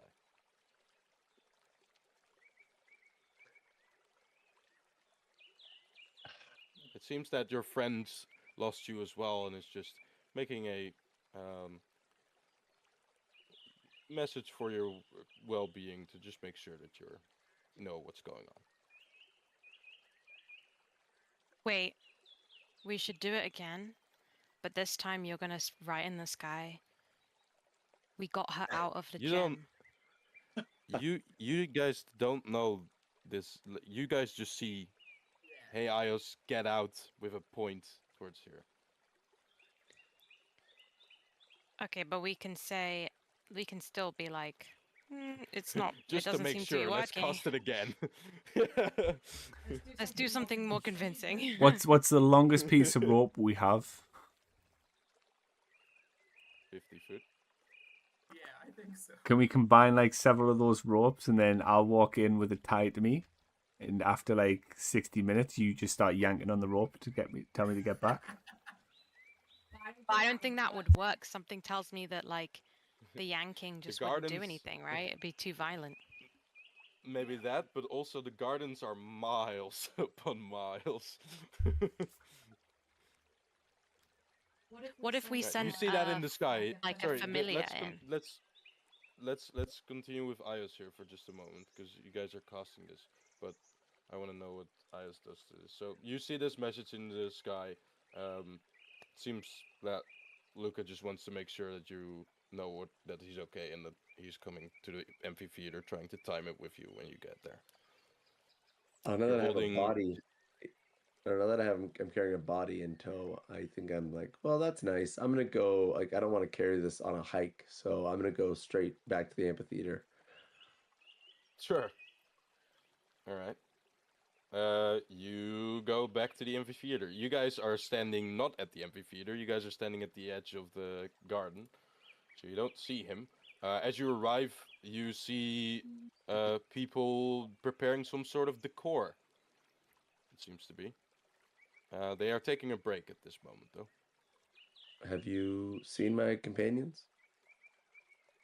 You just ask this to. I'll Yeah. say you ask it to the half-elven woman that I described before, and she'll say, "Uh, who were those again?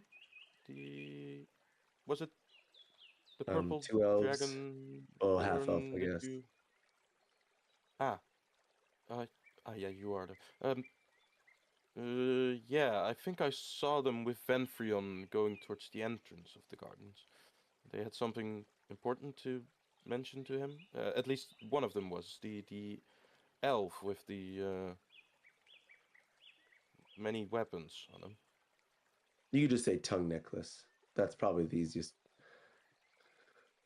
I was wondering what that was, but I wasn't gonna mention it.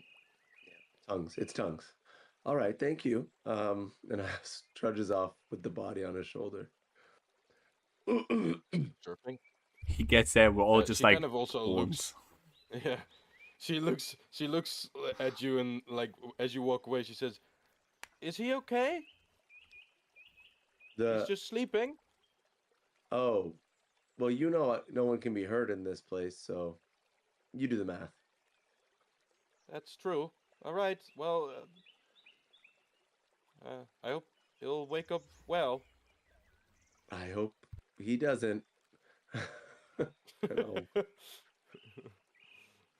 That just Wisdom comes out save. as No, just me too. yeah, yeah, me too. Great conversation. Yeah. All right, you walk towards the entrance, and after 53 hours, the great Ios will appear. Where This is doesn't he? really match up with the concentration of the skyride and the decor and that sort of stuff, but I'll just, for the sake of the session here, we'll just do it like this. I'm really hungry, y'all. I'm really hungry, but also more No, pressing. you don't feel hungry at all, actually. I found the grave of Yander Sunstar. Wait, is Ios back? Yeah, well, okay, let me describe this, because this is going to be a moment here. So, in the distance, you guys see, after waiting another, what's like, 5, 10, 18 hours? Yeah, 18 hours.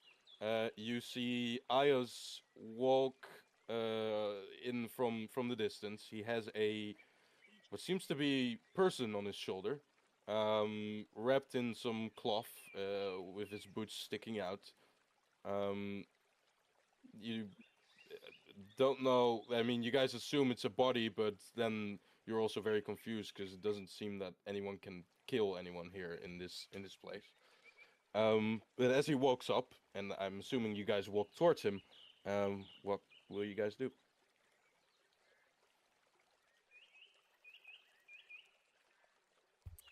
I assume you saw the message then, Ios. Yes, it was very kind of Luca to say, "I hope you're doing well," and as a greeting.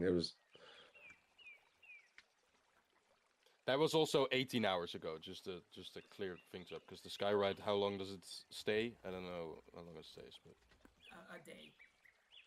yeah, okay. So, well, I guess then it could be. Yeah, sure. Well, I do hope you're okay, but I told you to leave.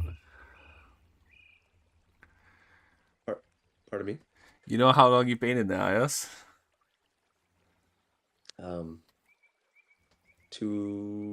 4 hours, I want to say. Over 2 days. Oh. I mean, I guess that's the curse. I hope no one else had to go through what I went through. You see Fanfreon crying in a corner. I didn't have any trials or tribulation. I was just walking, and I had to dig this body out of the ground, but it wasn't like I'm not exhausted or. Why? What? Why him? Why that buddy? You all saw him on the iron trees. Mm-hmm. So here, I'll show you right now, Yander. Yeah, you put Yandern gently on the shore. You unwrap his head, and you guys see the same blonde kind of locks, elven ears, but then with the undead kind of vibes that he also brings, that you guys saw at the iron trees in Avernus, spiked upon there. He definitely didn't look as well preserved then. And this is the exact same guy, exact same clothes, exact same necklace that he's wearing. Just a little bit of a better state.